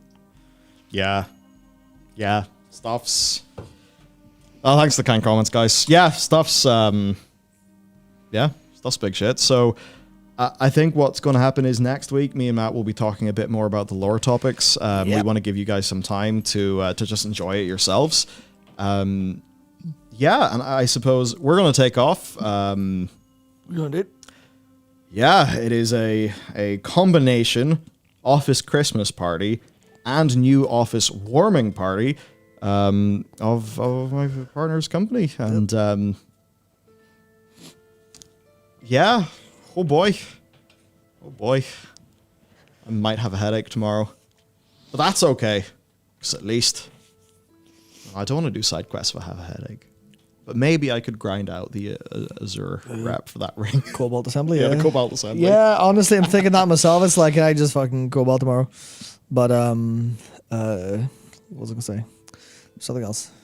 Yeah, no, I was just going to say after my last weekend, I'll be fine no matter what I fucking do. Oh, dear. Y'all ain't going to hear about that. Nope. I guess the last thing... That'll be an after hours fucking podcast. Like, cover for me for 30 seconds. Yeah, okay, I can cover for in 30 seconds. Okay. John says I need to find the absolute worst Christmas jumper shirt to bring over. I mean, I think this is really cool. That's fucking sweet. By the way. Also, psych. That's the wrong number. It was not 30 seconds. We'll say the class theme for this month's Patreon is Death Knight.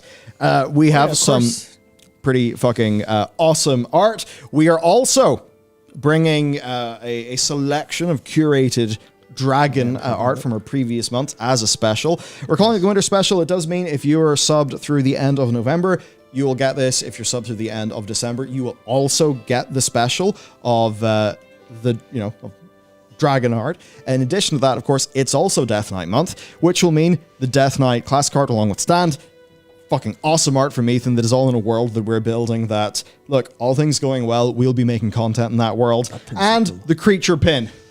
I don't know how... we're not going to... We're going to have some focus issues here. As Bill O'Reilly says, fuck it, we'll do it live. Yeah.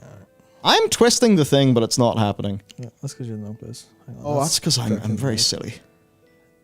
How do you use it? Hang on. I need longer arms. No. Oh! It's almost there. We're almost there. Yeah, you're there. You just hammer for the light. Hang. Can I shadow it? See, this is our classic enduring, basically fucking awesome Articuno ass looking motherfucker, and I fucking love it. Articuno looking legally distinct for trademark purposes. I just like a big blue iceberg. Oh, zoomed out.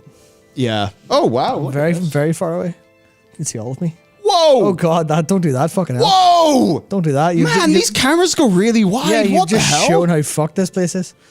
Nice one. This is really well put together, by the way. Oh no, there's a whole bunch of cans. There's the Coke mirror, of course. Yeah. It's not actually a Coke mirror, but it is a funny story because it was really dusty and there's a credit card on it. So for some of the boys, it was like their first day, and they're like, that's a dust... That is a mirror with white shit on it and a credit card.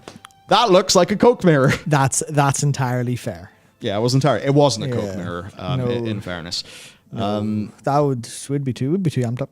Yeah, no, I see that's the problem. Coke, it's just not good and nootropic. It is, as Xenos, Galvis said, burning through the. Oh fuck, help me out here, man. I can't remember. Burn through the. I don't what remember. He says at the very end. I don't remember. Let us burn through the last of our... I don't remember the quote. Let us blow our candles at each other and we'll see who makes a bigger bang. That's what he said. Yes. Aye. Anyway, so that's the crack over on the Patreon. Ysera is up there right now. Otherwise, Ysera comes out everywhere on Sunday. After tomorrow's video. Which... is all the shit you need to do. Yes, it is the video covering all the things to do because, I don't know about you, but I hit max level, was like, God, there's lots. Where do I go? What do I do? Yeah. So, right, I think we have to go and join an office party. Go and have some beverages, some tasties. Have some beverages. And be there to witness the pizza that everybody else is eating. Bastards. Oh well. Yeah. But it'll be good fun. Okay. Jared might have missed his lift because I think his gig's done at 10. Turns out The Cure are playing in Belfast, and Jared was able to get a last-minute ticket to go to The Cure. Yeah. Man loves some goth action. Does like some goth action. So, with that, there we have it. Have a fun weekend. Yes, enjoy the shit out of Dragonflight, and if you haven't purchased Dragonflight because you're on the fence, I consider it worth it, especially if you don't treat it like an MMO and treat it like a lot of video games. Last minute tip. Oh no. I'll leave you with a parting tip. Tip number 1. Steal the money for it instead of buying it. Get a nice boy. Tip number 2. Install the add-on Immersion, right? But there's a little secret to Immersion. Go into the settings for Immersion. It has a setting to hide every other UI element when you're talking to an NPC.